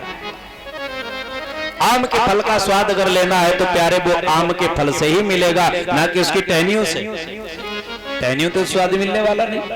इसलिए तुम भागवत की कथा सुनाओ। नारद जी के मन में बात बैठ गई, तो महाराज कहाँ सुनाई जाए, सुनाएगा कौन? चारों भाइयों ने कहा हम सुनाएंगे ना, हमें ले चलो। महाराज पहुंचे हैं कहाँ? बोले हरिद्वार। हरिद्वार में ही क्यों ये अनुष्ठान किया गया? हरिद्वार में इसलिए किया गया क्योंकि हरिद्वार बीच का स्थान है। नीचे जो गृहस्थ लोग रह रहे हैं वो थोड़ा ऊपर बढ़ जाएंगे, और ऊपर जो पर्वत के कंदराओं में संत सन्यासी लोग बैठे वो थोड़ा नीचे बढ़ जाएंगे। तो बीच में बैठ करके कथा, हाँ, अगर पर्वतों पर करते तो गृहस्थ थोड़ी पहुंचते, और गृहस्थों के यहाँ कथा करते तो वहां से संत लोग नहीं आते। तो बीच में कथा रखी, थोड़ा ये बढ़ जाएंगे, थोड़ा वो बढ़ जाएंगे, कथा संपन्न। कथा का पंडाल ऐसा ही होना चाहिए जहां पर सब आ सके। तो कथा प्रारंभ हुई। चारों भाइयों के लिए कुछ का आसन बिछाया गया। नारद जी महाराज प्रथम श्रोता बन करके बैठे। संदेश दे दिया गया सबको कि भागवत की कथा हरिद्वार में हो रही है। तो महाराज सारे संत, गृहस्थ, सन्यासी, बैरागी सब भागे, अपने अपने पुत्रों को लेकर, अपनी अपनी पत्नियों को लेकर के पांडाल में बैठे पहुंचे हैं। नारद जी ने बढ़िया उचित व्यवस्था की है। जो कथा प्रारंभ हुई तो महाराज अपने पुत्रों का एक एक हाथ पकड़े हुए भक्ति महारानी पंडाल में प्रकट हो गई। बोलिए भक्ति महारानी की। ताता थैया करके नाचती हुई प्रकट हो गई। अब लोग एक दूसरे का मुंह देख रहे कि भैया ये कहां से आ गई, कब आ गई, कैसे आ गई। बड़े बड़े वेद मंत्रों से इनको बुलाया जाता तब ये नहीं आती है। बड़े बड़े सन्यासी लोग ध्यान लगाते रहते हैं भक्ति एक झलक हमारे हृदय में आ जाए, महाराज जी आती नहीं है। और यहाँ कैसे आ गई, कब आई, कैसे आई, सब चर्चा कर रहे हैं। और तब तक भक्ति महारानी ने नारद जी से निवेदन किया, नारद आपने बड़ी बढ़िया व्यवस्था की है यहाँ बैठने के लिए। लोगों, सन्यासी एक तरफ बैठे हैं, गृहस्थ एक तरफ बैठे, वानप्रस्थ एक तरफ बैठे हैं, महिलाओं का समुदाय अलग है, बच्चों का समुदाय अलग है। ये पांडाल की व्यवस्था होनी चाहिए, पांडाल की ये व्यवस्था होनी चाहिए। माताएं एक तरफ और हमारे पुरुष लोग एक तरफ। अब फिलहाल आज लोग बैठे भी इसी तरीके से, और कल से इसमें बीच में रस्सी और बंधवा देना, हाँ, ताकि पुरुष वर्ग इधर, माताएं उधर रहेंगी। ये व्यवस्था होनी चाहिए। भक्ति महाराज ने पूछा, महाराज एक बात बताओ, आपने बढ़िया व्यवस्था की है रहने बैठने की सबको, महाराज मैं कहाँ बैठूं, हमारे लिए कौन सा स्थान है? नारद जी कहते हैं कि भक्ति महारानी तुम्हारे लिए बहुत बढ़िया एयर कंडीशन हमने कमरा बनाया है, वातानुकूलित, जिसमें सर्दी का कोई प्रकोप नहीं, बारिश में एक बूंद अंदर जाने वाली नहीं, ऐसा कमरा है। और गर्मी में बढ़िया एसी चलती है, ठंडा है। ऐसा भवन तुम्हारे लिए बनाया है, आप उसमें रहिए। बोले कहाँ, दिखाई नहीं पड़ रहा है हमको, भी तो दिखाओ कहाँ है। नारद जी कहते हैं निरंतरम वैष्णव मानसानी। जो वैष्णव लोग हैं, संत लोग हैं, भगवान के भक्त हैं, उनके मन में विराजमान हो जाओ, मन रूपी भवन में विराजमान हो जाओ। और जब तुम मन रूपी भवन में विराजमान होगी ना, तो भगवान अपने आप बंदे खींचे चले आएंगे। घर साफ हो, खाली भी हो, बढ़िया धूप बत्ती अगरबत्ती की महक आ रही हो, तो ऐसे घर में कौन रहना नहीं चाहेगा, बोलो भाई। बढ़िया साफ घर पड़ा हो, सारी व्यवस्थाएं हो, धूप बत्ती अगरबत्ती की महक आ रही हो, बढ़िया तुलसी का वृक्ष लगा हुआ हो। महाराज हर कोई चाहता है कि ऐसे रूम में हमें रहने को मिल जाए तो आनंद ही आ जाए, है ना। और महाराज रहने के लिए कोई किराएदार आए और देखे गेट से जा करके 10, 15, 20 बच्चे घूम रहे हो, इधर गंदगी पड़ी हो, उधर गंदगी पड़ी हो, इधर बर्तन पड़े हो, उधर झाड़ू पड़ी हो, भैया किराएदार रुकेगा, बोलो भाई, है ना। और फिर ठाकुर जी तो हमारे विशेष किराएदार हैं, वो भी जब आकर के हमारे हृदय भवन में झांक करके देखते हैं ना, तो तमाम पार्टी भरी है, काम, क्रोध, लोभ, मोह, ईर्ष्या, कपट, द्वंद, पाखंड, सब सोना भरी पड़ी है। ठाकुर जी महाराज झांकते हैं भवन में और लौट जाते हैं, नहीं आने। और महाराज अगर भवन खाली है, भक्ति महारानी से समन्वित भी है, तो ठाकुर जी फिर जबरदस्ती घुसपैठ करते हैं।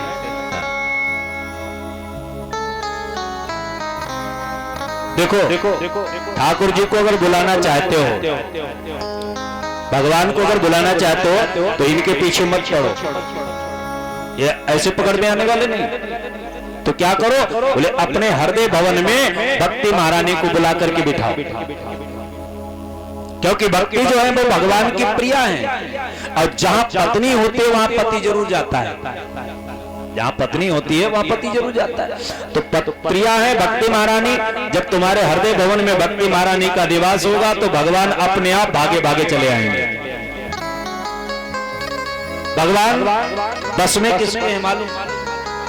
भगवान अगर बस में है तो एक ही चीज के हैं, क्या? भगत के बस में है भगवान। सुप्रसिद्ध भजन है, भक्त बिना ये कुछ भी नहीं है, भक्त बिना ये कुछ भी नहीं है। अरे भक्त है इनकी जान, भगत के बस में है भगवान, भगत के बस में है भगवान, भगत के बस में है भगवान। भक्त बिना ये कुछ भी नहीं है, भक्त बिना ये कुछ भी नहीं है। भक्त है इनकी जान, भगत के वो है भगवान, भगत के बस में है भगवान।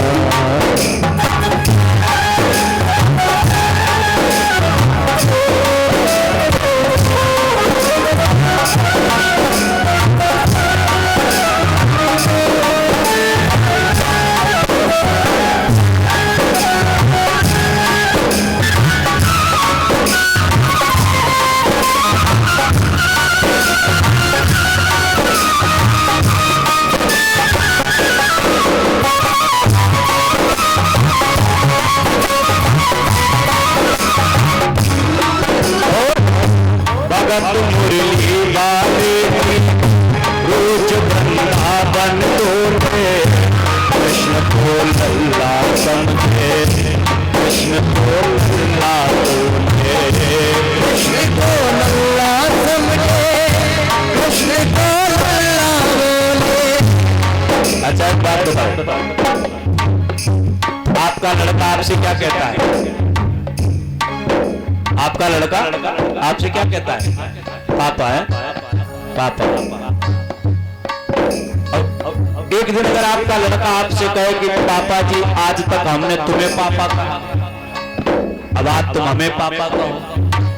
बोले भैया कितने लोग ऐसे जो अपने लड़के से पापा कहेंगे? कहोगे? क्यों सुनील भैया कहोगे? थप्पड़ मारोगे गाल पे खींच करके, बेवकूफ कहेंगे हम तुमसे पापा क्यों कहे? नहीं कहोगे ना? कोई भी अपने लड़के से पापा नहीं कहेगा। लेकिन वो कितना दयालु है, कितना कृपालु है। जगत पिता भगवान कहता है कि प्यारे अगर तुम हमें बाप नहीं मान सकते तो हमें बेटा मान लो, हम तुम्हारे बेटा बनने को तैयार हैं। और महाराज बेटा बन गए। क्यों? भगत मुरली वाले रोज वृंदावन तोड़े, कृष्ण को लल्ला समझे, कृष्ण को लल्ला बोले, कृष्ण को लल्ला समझे, कृष्ण को लल्ला बोले। प्रीत करन लागी वो उनसे, प्रीत करन लागी उनसे, अपने पुत्र समान भगत के बस में है भगवान, भगत के बस में है भगवान, भगत के बस में है भगवान, भगत के बस में है भगवान। वो बस बिना ये कुछ भी नहीं है, बस बिना ये कुछ भी नहीं है। भक्त भगत के बस में है भगवान, भगत के बस में है भगवान, भगत के बस में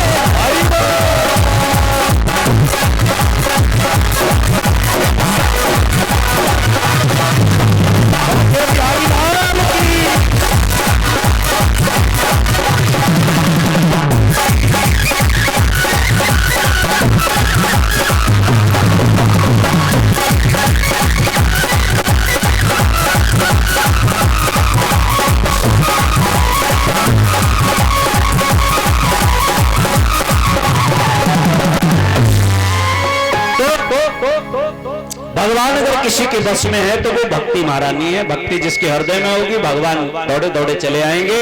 तो नारद जी ने बताया निरंतरम वैष्णव मानसानी, सन्यासियों संतों के हृदय भवन में विराजमान हो जाओ। भक्ति महारानी विराजमान हुई। सुंदर 7 दिन तक कथा हुई और 7वें दिन भगवान नारायण स्वतः प्रकट होकर के सबको दर्शन देते हैं और सबका आनंद होता है। बोलिए भक्तों भगवान की जय हो।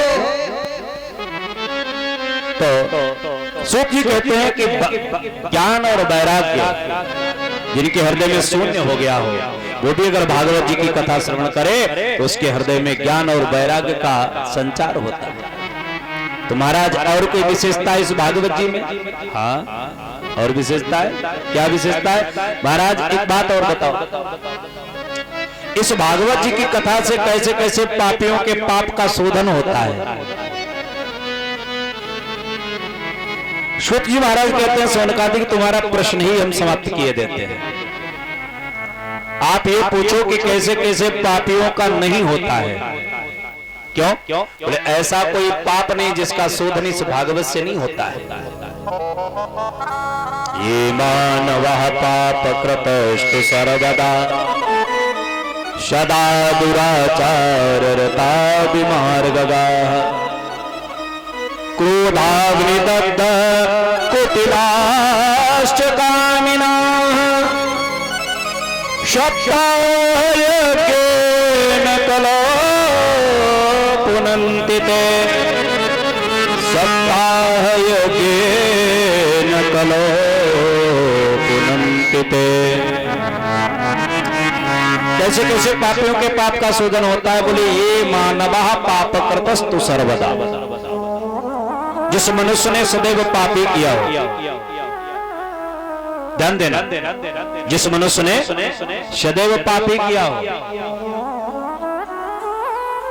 सदा दुराचार रता बीमार गदा, सदा दुराचारी रहा हो।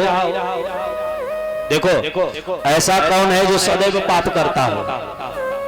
ध्यान से सुनना, बड़ी कीमती बात है शास्त्रों में। ऐसा कौन पापी होगा जो सदैव पाप करता हो? देखो केवल पाप करना ही पाप नहीं है। केवल ऐसा नहीं कि जिसने पाप किया है वही पापी है। पाप करने वाला पापी, पाप को देखने वाला पापी, पाप का समर्थन करने वाला पापी और पाप को सुनने वाला भी पापी है ना?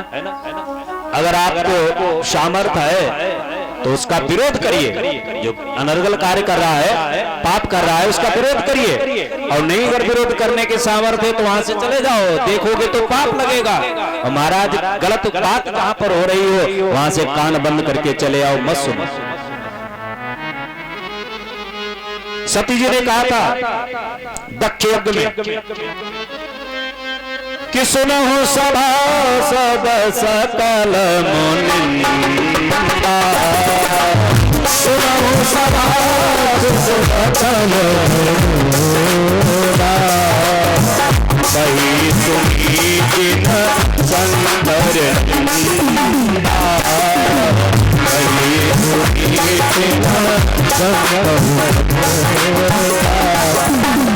सुफल तुरंत लाभ सब पाहो, सुफल तुरंत लाभ सब पाहो, बलि भांति पछताव पाहो, बलि भांति पछताव पाहो।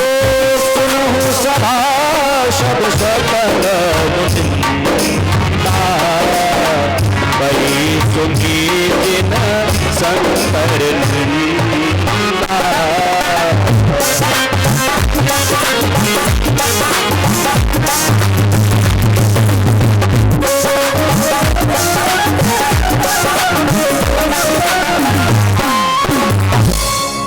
सती महारानी कहते हैं सुनो सभासद सकल मुनिंदा, कही और सुनी, है ना?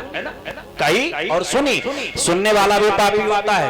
इसलिए ये मानवः पाप कृतस्तु सर्वदा, पाप सुनने से भी लगता है अगर पाप के होते हुए सुना है, पाप होते हुए देखा है, तो सभी पापी हैं। इसलिए ये मानवा पापकृतस्तु सर्वदा सदा दुराचार रता विमार्गगा। सदा दुराचारी रहा हो, सदैव कुमार्ग पे चलता हो। अक्रोधाग्नि दग्ध, क्रोधाग्नि दग्ध कुटिलाश्च कामिना सप्ताह यज्ञेन कलो पुनन्दिते।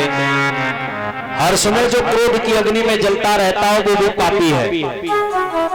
अब लो, क्रोध करना भी भैया पाप है कि नहीं? बोलो भाई, क्रोध करना पाप है तो क्रोध नहीं करना चाहिए। अब प्रश्न यहां पर यह होता है कि भाई क्रोध करना अगर पाप है तो क्रोध बनाया क्यों? क्रोध क्यों बनाया?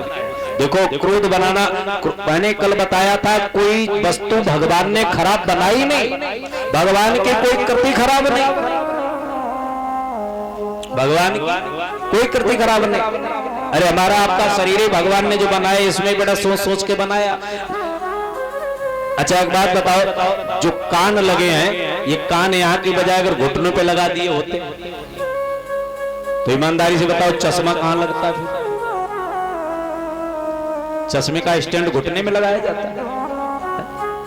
अच्छा एक बात बताओ, आंखें कहीं पीछे लगा दी होती तो गड़बड़ हो जाता कि नहीं? पहले ग्रास उठाते फिर पीछे ले जाते, आंखों को दिखाते देखो कूड़ा करकट तो नहीं। और नाक कहीं पेट में लगी होती तो नाक को पहले छोटे डॉक्टर साहब को फिर दिखाते देखो दुर्गंध तो नहीं आ रही, फिर मुंह में ले। कितना परिश्रम करना पड़ा। डायरेक्ट उठाओ, दोनों डॉक्टरों ने चेक कर लिया, वो इमरजेंसी में भर्ती हो गए। सियावर रामचंद्र, भगवान ने कोई कृति गलत नहीं बनाई, तो महाराज क्रोध भी गलत नहीं बनाया। देखो समय पर किया हुआ क्रोध महाराज लाभदायक है, और जो समय पर क्रोध नहीं करता उसे भी पाप लगता है। एक ने समय पर क्रोध किया तो महाराज भगवान की गोद में शरीर त्यागा है, और एक ने समय पर क्रोध नहीं किया तो महाराज 54 दिन तक सरसैया पर पड़ा रहा। कौन? पितामह भीष्म। महाभारत की कथा आप सुन रहे हैं, हमारे ठाकुर साहब सुना रहे हैं, सुरेश भैया जी। अगर दुर्योधन की सुदृढ़ क्रीड़ा सभा में पितामह भीष्म ने एक बार उत्तर के खड़े होकर वो कह दिया होता, द्रौपदी के वस्त्र को कोई हाथ नहीं लगाएगा, ईमानदारी से बताओ क्या दुशासन की ताकत थी जो द्रौपदी के वस्त्र को हाथ लगा देता? किसी में सामर्थ्य नहीं थी। लेकिन पितामह भीष्म क्रोध न करके शांति से चुपचाप सब देखते रहे, तो परिणाम क्या निकला है? बोले महाराज बाणों की सरसैया पर 54 दिन तक पड़े रहे, एक एक रक्त की बूंद निकल गया शरीर से। ये क्रोध न करने का परिणाम। और एक ने समय पर क्रोध किया, वो कौन है? जटायु। जटायु खूब जानता था कि भाई रावण से लड़ना मतलब मृत्यु को निमंत्रण देना है। कन्फर्म है, संदेह नहीं है। रावण से लड़ना मतलब मृत्यु को निमंत्रण देना है, क्योंकि रावण जैसा बलवान उस समय न तो कोई था। बोलो भाई, समर्थन कर रहे हो इस बात का कि नहीं? रावण के समान कोई बलशाली नहीं था। ये बात आप मानते हो ना सब लोग? मैं नहीं मानता, मैं नहीं मानता इस कि रावण ही देखो रावण बलवान था ये तो बात हम मानते हैं, लेकिन रावण ही बलवान था ये बात हम नहीं मानते। बिल्कुल हमारे शास्त्र नहीं गवाही दे रहे। पुराण कहते हैं कि रावण से भी बलशाली लोग उस समय थे, जबकि रावण ने खुद अपने मुख से कहा कि मुझसा पंडित मुझसा योद्धा। रावण ने खुद कहा कि मुझसा पंडित मुझसा योद्धा, अब त्रिभुवन में और न तो जाए, और अपने शीशों को काट काट मैंने शंकर जी को पूजा है।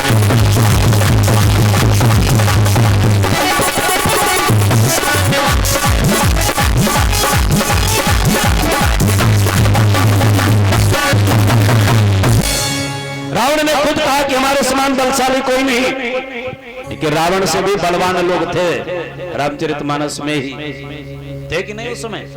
अच्छा बताओ कौन था? शास्त्र बाहुबली तो था ही था, और भी थे।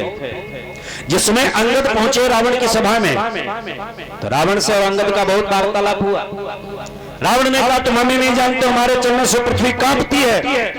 चलो तो दशानन डोलत रवनी गर्भ सर्वि सुनि निश्चय रवनी। रावण ने कहा, मेरे चलने से पृथ्वी कांपती है, अंगद तो मेरे प्रभाव को नहीं जानता है। अंगद ने कहा, थोड़ा धत्ती धत्ती चलो। क्यों? बोले तुम्हारे चलने से पृथ्वी कांपती होगी, हम जिनके साथ रहते हैं ना, उनका छोटा वाला भाई जब बोलता है तो पृथ्वी कांपती है। कौन? लक्ष्मण। लक्ष्मण जब बोलते हैं तो पृथ्वी कांपती है कि नहीं? बोलो भाई। कि लखन सपूत और बचन जब बोले तो डगमगानी मही दिग्गज डोले। रावण जब लक्ष्मण जब बोलते हैं जनक की सभा में, जिस सभा में एक वीर रघुवंशी बैठा होता है, उस सभा में किसी की ये कहने की हिम्मत नहीं कि वीर विहीन मही हम जानी। क्योंकि जनक ने ये बात कह दी थी क्या कि अय देश देश के राजा गण। जनक ने कहा कि अय देश देश के राजा गण और हम किसे कहे बलशाली है। और अब हमको ये विश्वास हुआ कि फल आए, जितना उत्तर आए उतने ही यज्ञ हमने किए हैं। क्या मतलब? द्रौपदी ने कहा, महाराज आप ही लोग कहा करते हो क्या कि संत मिलन को जाइए तजिमाया अभिमान। संत मिलन को जाइए तजिमाया अभिमान। जो जो पद आगे बढ़े कोटिनय समान हो भैया, कोटिनय के समान।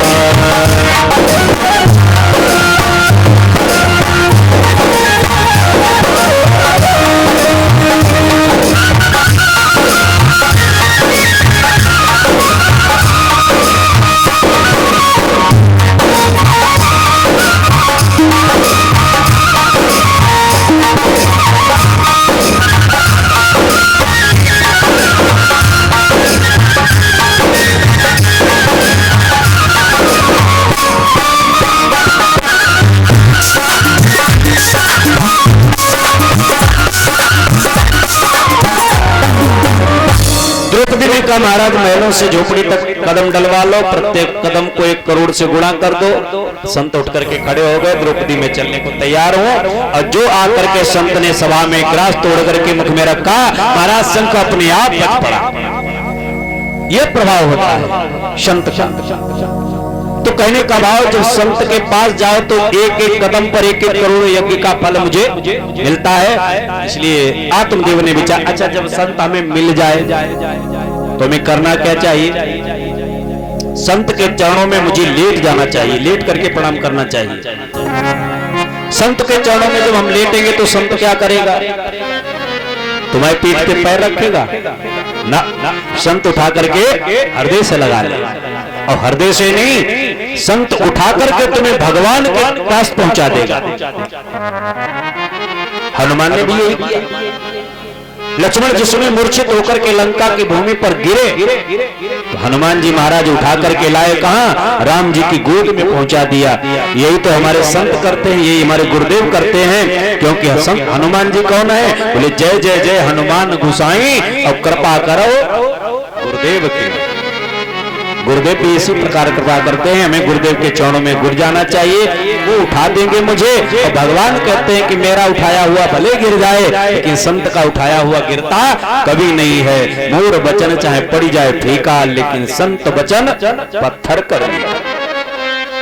आत्मदेव ब्राह्मण सन्यासी के चरणों में गिर गए। जो संत के चरणों में गिरे, संत ने उठाया और उठा करके पूछ दिया, कथम रोदस विप्रतुम ताते चिंता बलियसे बदत्तम शब्दरम मह्यम स्वस्य दुःखस्य कारणम। अपने दुख का कारण बताओ, तुम रो क्यों रहे हो? आत्मदेव ने सारी कथा अपनी सुनाई। महाराज मेरे कोई संतान नहीं है, मैंने सुना है जिसके संतान नहीं होती वो नरक में जाता है, तो महाराज हम ये चाहते मेरे संतान हो जाए। आत्मदेव ब्राह्मण को सन्यासी ने बहुत उपदेश दिया। आत्मदेव ने कहा महाराज उपदेश की जरूरत नहीं है, कथावाचक तो हम भी हैं, उपदेश हमें भी आता है, हमें संतान की जरूरत है। आत्मदेव ब्राह्मण को बताया, सन्यासी ने क्या गारंटी कि संतान होने के बाद तुम सुखी हो जाओगे? क्या गारंटी है? अरे पुत्र से सुख मिलता है, ये तुम्हें किसने बताया? अगर पुत्र से सुख मिला होता तो महाराज कंस ने तो अपने बाप को ही बांध के जेल में डाल दिया। कौन सा उग्रसेन को सुख मिला कंस से?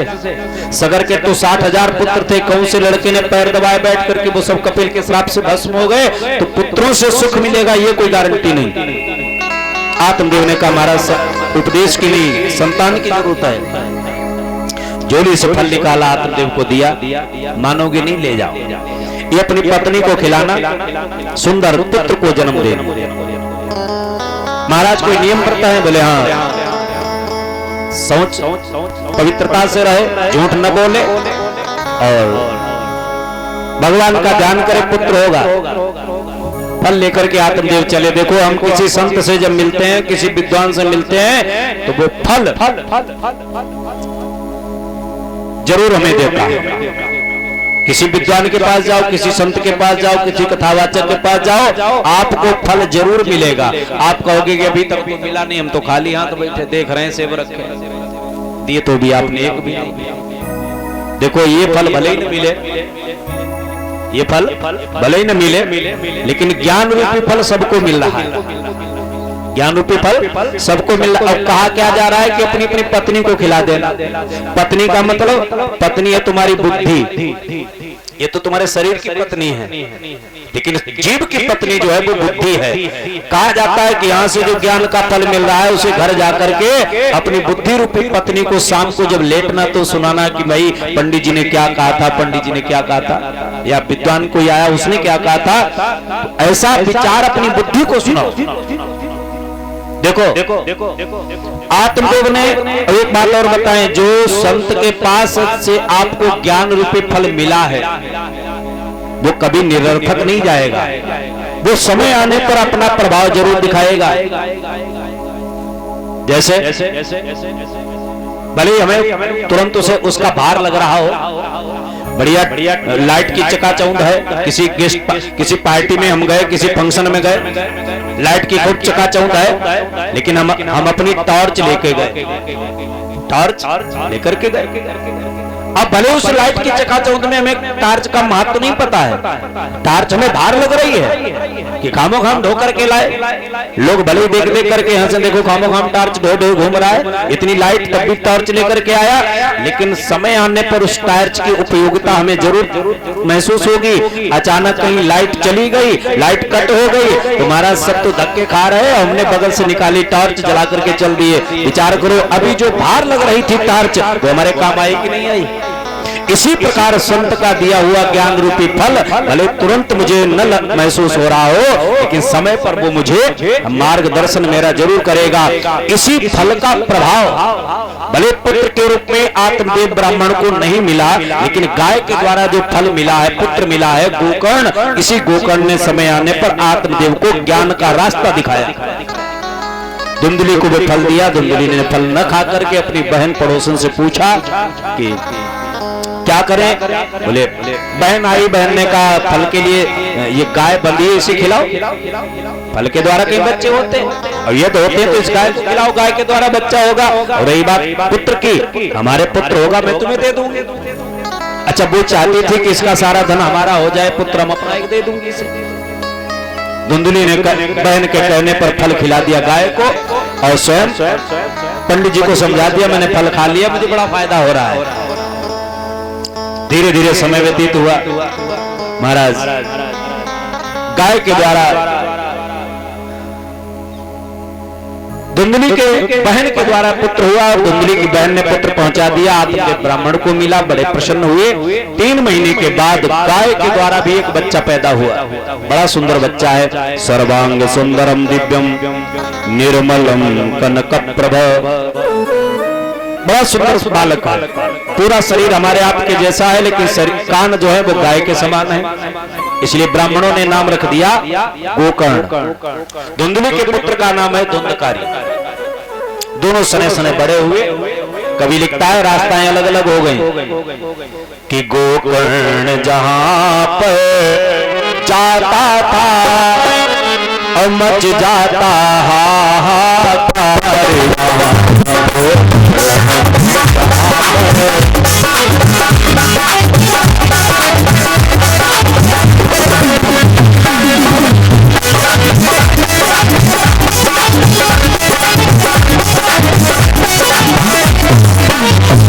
गोकर्ण जहां पर जाता था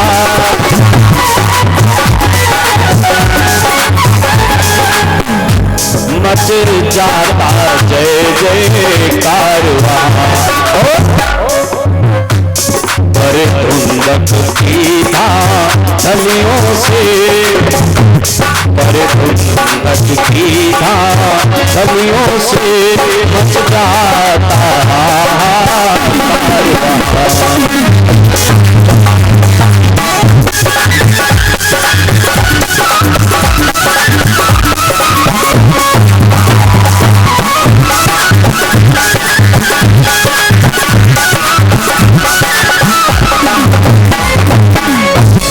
गोकर्ण जहां पर संत लोग बैठते हैं, विद्वान बैठते हैं, उनसे चर्चा करते हैं। धुंधकारी लूटपाट मार काट यही सब कर रहा है। लोगों ने आकर के आत्मदेव को लेना दिया, भाई तुम्हारा छोटा वाला पुत्र जो है, बड़ा वाला पुत्र धुंधकारी बड़ा आता, ये बच्चों को जीने नहीं दे रहा, ये नुकसान कर दिया, वो नुकसान कर दिया। अब एक दिन आत्मदेव बड़े दुखी हुए, गोकर्ण को बुलाया। गोकर्ण एक बात बताओ, अभी तक मैं पुत्र नहीं है इसलिए दुखी था। गोकर्ण आत्मदेव कहते हैं कि अभी तक मैं दुखी था कि मेरे पुत्र क्यों नहीं है, और अब मैं इसलिए दुखी हूं कि मेरे पुत्र क्यों है। पूछ दिया, को वक्ष्यामि को तिष्ठामि को मे दुःखं विपोहेत प्राणस्तजामि दुःखेन दुःखं मम संस्थितः। गोगक्षा में मैं कहां जाऊं, प्रतिष्ठा में मैं कहां बैठूं, कौन मेरे दुख को सुने। अभी तक मैं पुत्र के लिए दुखी था, अब मैं पुत्र से दुखी हूं। तो बेटा ये दुख का तार कभी हमारा टूटेगा कि नहीं। देखो आज वो संत का ज्ञान, आज वो संत का फल, भले अभी तक उसका महत्व गोकर्ण के रूप में नहीं था, लेकिन आज वही संत का दिया हुआ फल मार्ग प्रशस्त कर रहा है। गले में बगल में टंगी हुई टार्च लाइट जाने के बाद उसका प्रयोग प्रतीत होता है। अंधकार जब आ गया आत्मदेव के सामने तो प्रकाश बन करके आया गोकर्ण। बताया, पिताजी दुखी मत हो, क्योंकि संसार में सुखी कोई है ही नहीं, और जीव बाकी इस संसार में सुखी है कोई। गरीब कहे धनवान सुखी, धनवान कहे सुख राजा को भारी, राजा कहे चक्रवर्ती सुखी, चक्रवर्ती कहे सुख इंद्र को भारी, इंद्र कहे हम नाही सुखी, सुख ब्रह्मा विष्णु महेश को भारी, गुरुदेव कवित विचारी कहे हरि नाम बिना सब जीव दुखारी। पिताजी ये संसार ही दुखालय है। संसार क्या है? दुखालय। गीता जी में भगवान ने अर्जुन से कहा, अर्जुन ये संसार क्या है? बोले दुखालयम शाश्वत जगत। गीता जी में कहा है दुखालयम शाश्वत जगत। ये संसार ही हर समय दुख ही दे सकता है। दुखालय माने भोजनालय माने भोजन का घर, औषधालय माने औषधियों का घर, पुस्तकालय माने पुस्तकों का घर, तो दुखालय माने दुखों का घर। अब विचार करो, हम पुस्तकालय पर खड़े, पुस्तकालय पर खड़े, हम दुकानदार से कह रहे गरम गरम 4 समोसा दो। बोलो भाई पुस्तकालय में समोसा मिलेंगे? या औषधालय में खड़े हम, औषधालय में हम खड़े और दुकानदार से कह रहे हैं कि भैया हमें लघु सिद्धांत कौमुदी दो या भागवत की पुस्तक दो, मिलने वाली है। तो जिसका आलय हो वो चीज मांगो। हम खड़े तो हैं दुखालय में, संसार है दुखालय, दुखालय में खड़े होकर के सुख की कामना कर रहे हैं, मिलने वाला है। बोलो भाई, जरा भी हमारे ऊपर संकट आता है तो हम बड़े रोने लगते हैं, अरे राम राम ये क्या किया, ये क्या, भगवान को दोष देने लगते हैं। अरे भगवान कहते हैं हमें दोष देने से पहले बोर्ड टंगा है ये तो पढ़ो। भाई दुकानदार को दो सप्ताह दें जब बोर्ड हम पढ़ ले। भाई बोर्ड अगर हम पढ़ लेते हैं, बोर्ड उसने अगर टांग रखा है कि अपनी विशेषता का, तो भैया फिर उसकी गलती क्या है। भगवान दुकानदार हैं संसार के, तो उन्होंने टांग दिया बोर्ड, बोले दुखालयम, सावधान, सुख की कामना मत करना, ये दुखालय है, यहाँ सुख नहीं मिलने वाला। तो पिताजी इस संसार ही दुखालय ही तुम्हें दुख ही दे सकता है। अगर सुख चाहिए तो अपने दो बंधनों को काट दीजिए। और जो दुख का कारण जो है, हम जीव दो रस्सियों से बंधा है, जब तक दो रस्सियां नहीं कटेंगे तब तक सुखी होने वाला नहीं। कौन दो रस्सियां हैं? एक बात और बताएं, भागवत की कथा सब लोग जानते हैं, सब सुनी हुई है, लेकिन भागवत में अगर किसी ने किसी को उपदेश दिया है वो उपदेश जरूर सुना करो। उपदेश बहुत मार्मिक होता है। यहाँ पर गोकर्ण ने अपने पिता आत्मदेव को उपदेश दिया है, बहुत बढ़िया। आत्मदेव से कहा गोकर्ण ने, पिताजी दो रस्सियों से जीव बंधा हुआ है, जो दो रस्सियां काट देता है वही सुखी हो जाता है। और वो दो रस्सियां क्या है? बोले अहमता और ममता। अहमता और ममता, जो इन रस्सियों को काट देता है वही सुखी हो जाता है। परशुराम से भी लक्ष्मण ने यही कहा था। जब धनुष टूटा, राम जी ने तोड़ दिया, तो परशुराम जी फड़फड़ाते हुए आए, किसने धनुष तोड़ दिया, ये किसने तोड़ा, उसे मार डालेंगे, शास्त्रा बाहु के समान दुश्मन है, जब तेरा राज पलट दूंगा, जिसने धनुष तोड़ा उसे बाहर निकालो। बहुत फड़फड़ाए रहे परशुराम जी महाराज। राम जी हाथ जोड़ करके सिर झुका करके आगे बढ़ रहे। महाराज कोई दासी तुम्हारा होगा जिसने धनुष तोड़ा होगा, हुई है कोई दास तुम्हारा? नाथ सम्बुध अनुबंधन नहीं आ रहा। परशुराम जी कहते वो दास नहीं हो सकता, वो शास्त्रा बाहु के समान मेरा दुश्मन है जिसने धनुष तोड़ा है। आज उसे मैं जिंदा नहीं छोड़ूंगा, मार डालूंगा, ये करूंगा वो करूंगा, जाने क्या क्या करूंगा। बहुत बोल रहे। लक्ष्मण थोड़ा आगे बढ़े। लक्ष्मण ने राम जी से कहा भैया, बोले हम, बोले थोड़ा पीछे। बोले बाबा जी से दो बातें हम करेंगे। राम जी ने कहा तुम क्या करोगे बात? बोले हम इसलिए करेंगे क्योंकि जो भाषा आप बोल रहे हो वो ये समझ नहीं रहे, और जो ये समझ सकते हैं वो आप बोल नहीं सकते हो। इनकी भाषा के विशेषज्ञ हम हैं। भाई कोई इंग्लिश का विद्वान हो तो उससे इंग्लिश में बात करो, सुविधा रहेगी। हिंदी का विद्वान है तो उससे हिंदी में बात करो, सुविधा रहेगी। अब हम हिंदी के ठहरे विद्वान, आप हमसे इंग्लिश में बात करो, हम तो समझ ही नहीं पाएंगे। तो जिस भाषा का जो जानकार होता है उससे बात करने में सुविधा रहती है। तो जो भाषा ये समझ सकते हैं वो हम बोल सकते हैं, इसलिए हमारी इनकी बात बढ़िया लगेगी, सुविधा रहेगी। दोनों लोग आप पीछे हटो। अब राम जी हट गए पीछे। लक्ष्मण संभाल के बात करना, बड़े क्रोधी हैं। लक्ष्मण ने कहा हम कौन से शांत स्वभाव के हैं, हम इनसे खा रहे, बड़े आगे। लक्ष्मण ने कहा बाबा जी राम राम। राम राम राम राम का तो प्रणाम किया, चलो प्रणाम ही कर लेते हैं। अच्छा एक बात बताओ, आप दुखी क्यों हो? अब परशुराम ने कहा लो इससे पूछो, हम दुखी क्यों? इतनी देर से बता रहे धनुष तोड़ दिया, धनुष तोड़ दिया, धनुष तोड़ दिया, इसलिए दुखी हैं। लक्ष्मण ने कहा अजीब बात है, बाबा जी ऐसे नगर में लाए कि यहाँ समस्या पूरी धनुष की है। जिसके मुंह से सुनो वो धनुष की बात कर रहा है। अभी एक श्रीमान जी चिल्ला रहे थे, नाराज हो रहे थे कि धनुष क्यों नहीं टूटा, धनुष क्यों नहीं टूटा, धनुष क्यों नहीं टूटा। अब धनुष टूट गया तब एक श्रीमान जी आ रहे, वो कह रहे धनुष क्यों टूट गया, क्यों टूट गया, क्यों टूट। अब ऐसे नगर में ला करके बाबा जी ने खड़ा किया, यहाँ पूरी समस्या धनुष की है तो कहां तक सुलझाई जाए। तो बाबा जी से कहा आप दुखी क्यों हो? बाबा जी ने कहा दुखी हम इसलिए धनुष टूट गया। तो लक्ष्मण ने कहा ये तुम्हारे दुख का कारण नहीं कि तुम्हारा धनुष टूट गया। बोले फिर हम दुखी क्यों हैं? बोले हमें पता है रोग तुम्हारे अंदर है लेकिन पता हमें है। देखो कभी कभी ऐसा होता है कि कोई व्यक्ति बहुत परेशान होता है और कहता है हम बहुत परेशान हैं, और उससे पूछो काय परेशान, वो कहता हमें खुद नहीं पता हम काय परेशान। कहते हैं ना, हमें खुद नहीं पता हम क्यों परेशान है। यही हाल परशुराम जी का। अच्छा, परेशानी अगर पता हो जाए तो उसका ट्रीटमेंट भी हो जाए। मर्ज अगर पता हो जाए तो उपचार हो सकता है कि नहीं, बोलो भाई। डॉक्टर लोग पहले जांच करते हैं, मर्ज की पता करते हैं मर्ज क्या है। तो लक्ष्मण ने कहा मर्ज तुम्हारे अंदर है, पता हमें है, डॉक्टर हम हैं, मर्ज हम बताएंगे, ट्रीटमेंट तुम्हें करना पड़ेगा। बोले क्या? बोले तुम्हारे अंदर जो ममता है और अहमता है ये तुम्हें दुखी कर रही है। यही धनुष पर ममता के हेतु, जो तुम्हारी ममता इस धनुष से जुड़ी है यही तुम्हें दुखी कर रही। बाकी धनुष तुमने बहुत से तोड़े, बहुत धनु ही तोड़ी लड़काई और कबहुन असिरिस कीन घुसाई। यही धनुष पर ममता के हेतु सुन रिसाई का प्रकुल के तुम्हारी जो धनुष से ममता जुड़ी है वो तुम्हें परेशान कर रही है। देखो जहां तक सवाल है वो ममता ही हमें सुखी और दुखी करती है।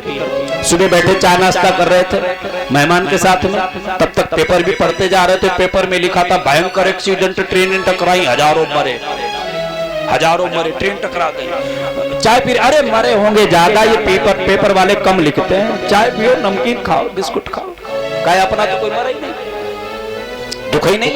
और तब तक उसमें लिखा फला सिंह भैया, वो फला हमारे रिश्तेदार थे, वो भी उसी ट्रेन में गए थे।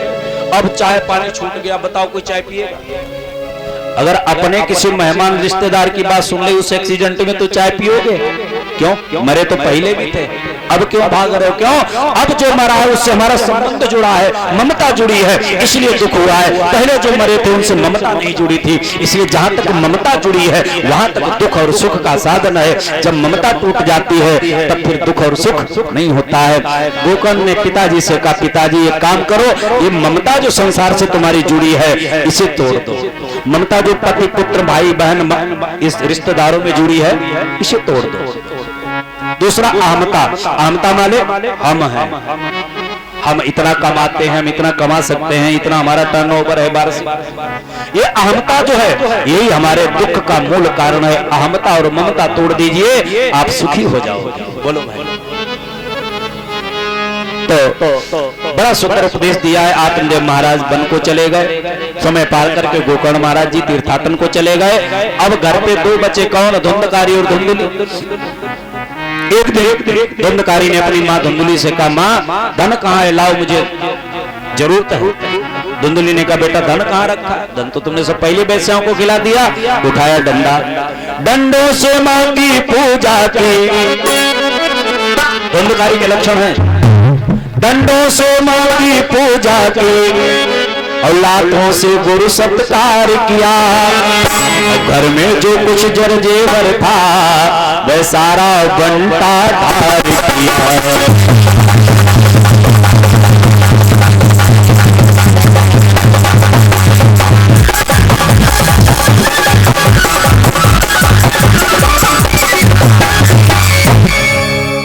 डंडा उठाया, जलती हुई लकड़ी के द्वारा धुंधुली को पीटा तो धुंधुली ने कुएं में गिर करके अपना प्राणांत कर लिया।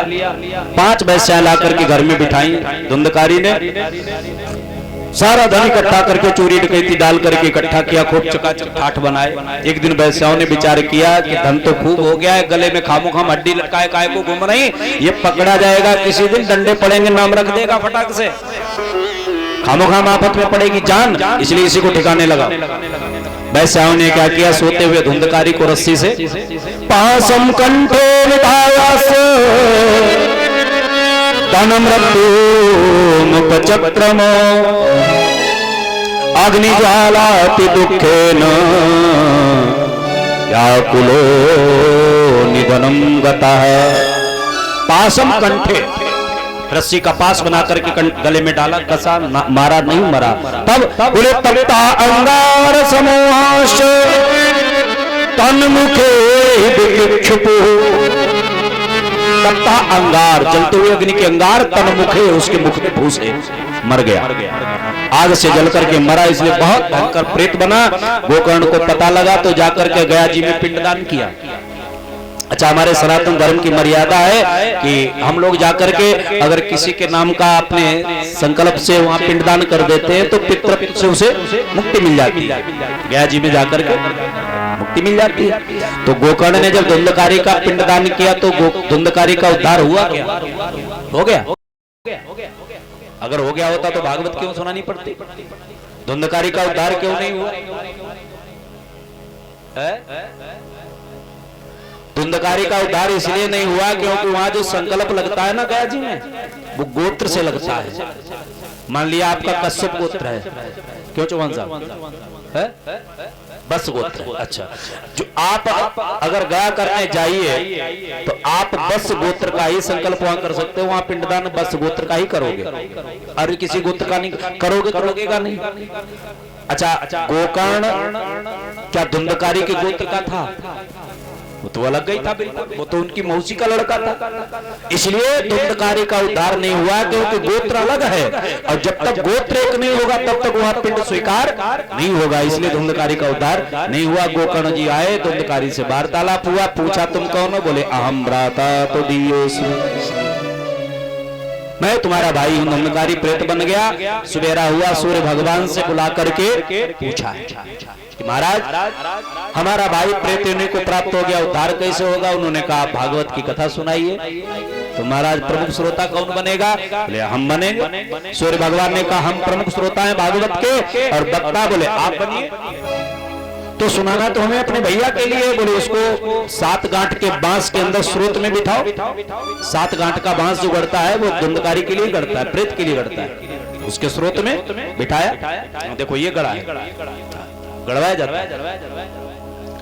उस स्रोत में धुंधकारी आकर के बैठ गया, कथा प्रारंभ की। देखो यहाँ पर सीख लो। इसीलिए रात में भागवत की कथा निषेध विद्वानों ने बताई है, रात में भागवत की कथा नहीं होनी चाहिए। हाँ, लेकिन धन्य है अपना हरदोई डिस्ट्रिक्ट, उत्तर प्रदेश के ज्यादा नहीं तो कम से कम 15 डिस्ट्रिक्टों में हम जाकर के कथा करते हैं। 15 डिस्ट्रिक्ट उत्तर प्रदेश, अपने पश्चिमी उत्तर प्रदेश में शायद कोई जिला छूटा हो, दिल्ली तक जाते हैं, इधर मध्य प्रदेश तक जाते हैं, उधर लखनऊ के आगे तक जाते हैं, लेकिन कहीं भी रात में भागवत की कथा नहीं होती है सिवाय हरदोई डिस्ट्रिक्ट छोड़ के। हरदोई डिस्ट्रिक्ट में ऐसा प्रचार प्रसार किया है वक्ता लोगों ने, हम उनको प्रणाम करते हैं भैया, हे भगवान। हाँ, भागवत की कथा रात में निषेध है। क्यों? भागवत के प्रमुख श्रोता जो है वो सूर्य भगवान है, और जब सूर्य भगवान ही नहीं होंगे तो भागवत की कथा सुनाओगे किसे? इसलिए सूर्यास्त के बाद भागवत की कथा जो करता है, अब हम उतनी बड़ी बात नहीं कहेंगे, हाँ नहीं होनी चाहिए। अन्य कोई कथा करो, राम कथा करो, भागवत कथा करो, वो महाभारत करो, शिवपुराण करो, लेकिन भागवत की कथा के श्रोता जो प्रधान है वो सूर्य भगवान है। इसलिए सूर्य भगवान के अस्त हो जाने, जो श्रोता ही नहीं होगा तो कथा किसे सुनाओगे? बोलो भाई। इसलिए भागवत की कथा रात में नहीं होनी चाहिए। टेंशन मत ले, हम अपने प्राण ना छिपाई रहे। हाँ, फौजी साहब इशारा कर रहे हैं कि अपना पत्ता साफ कर दो। देखो, अरे भैया हम अपनी बात रख रहे हैं। अब स्वीकृति अस्वीकृति आपका धर्म है, क्या करते हो वो अपने तुम जानो। तो गोकर्ण महाराज जी ने कथा प्रारंभ की। जब तक दिन रहता है सूर्य भगवान रहते हैं, कथा सुनाई। 7वें पहले दिन की कथा में पहली गांठ चटकी बांस की, दूसरे दिन की कथा में दूसरी, इसी प्रकार 7 दिन की कथा में 7 गांठें चटक गई। 7 कर्म के जो बंधन लगे होते हैं, काम क्रोध लोभ मोह मत्सर कपट और दंभ, ये 7 खुल गए। और जब सारे बंधन खुल जाते हैं तो व्यक्ति सहज स्वभाव देवत्व को प्राप्त हो जाता है। विमान प्रकट हुआ, विमान में बैठ करके धुंधकारी सुंदर भगवान का स्वरूप धारण करके गोकर्ण को प्रणाम किया, भागवत को प्रणाम किया, विमान में बैठ करके भगवान के धाम को गया। बोलिए भक्तवत्सल भगवान की जय हो। अब जितने नगर के लोग थे वो सब हल्ला मचाने लगे कि भैया ये क्या हुआ? कथा तो सबने सुनी,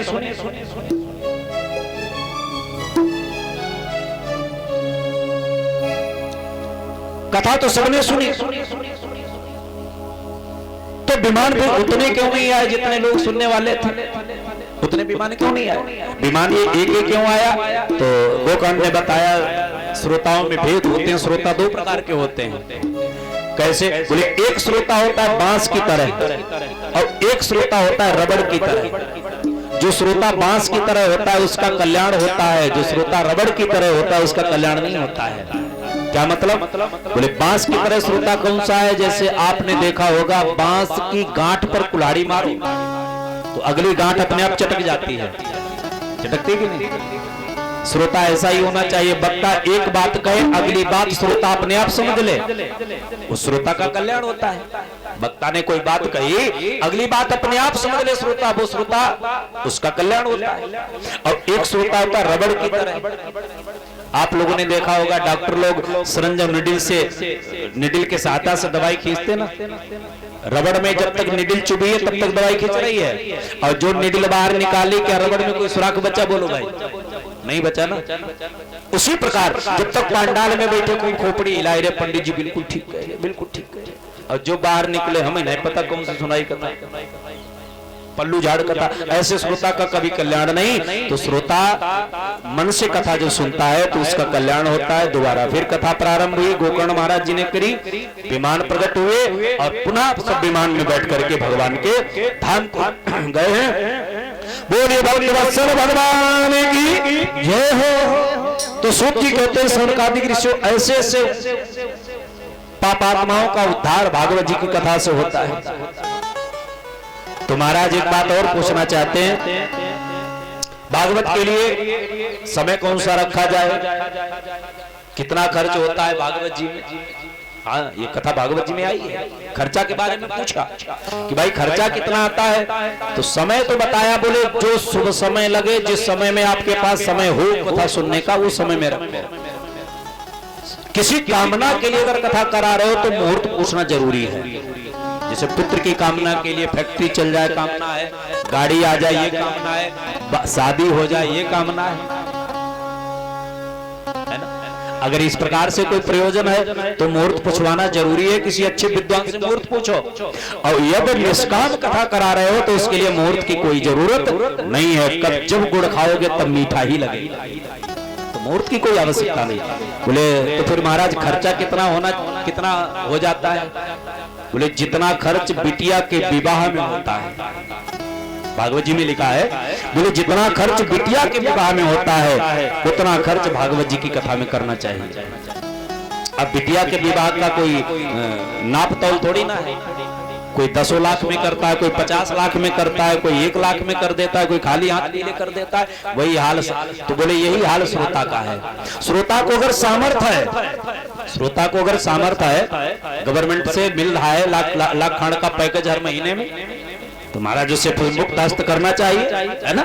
जैसे हमारे नारायण भैया देखो कर रहे हैं ना, पंडित जी बता रहे थे कि 100 नोट चलते, सबसे नीचे 1 नोट नहीं चल रहा। अच्छी बात है, भगवान ने तुम्हें दिया तुम दो, तो भगवान फिर देगा तुम्हें, कोई कमी थोड़ी ना है।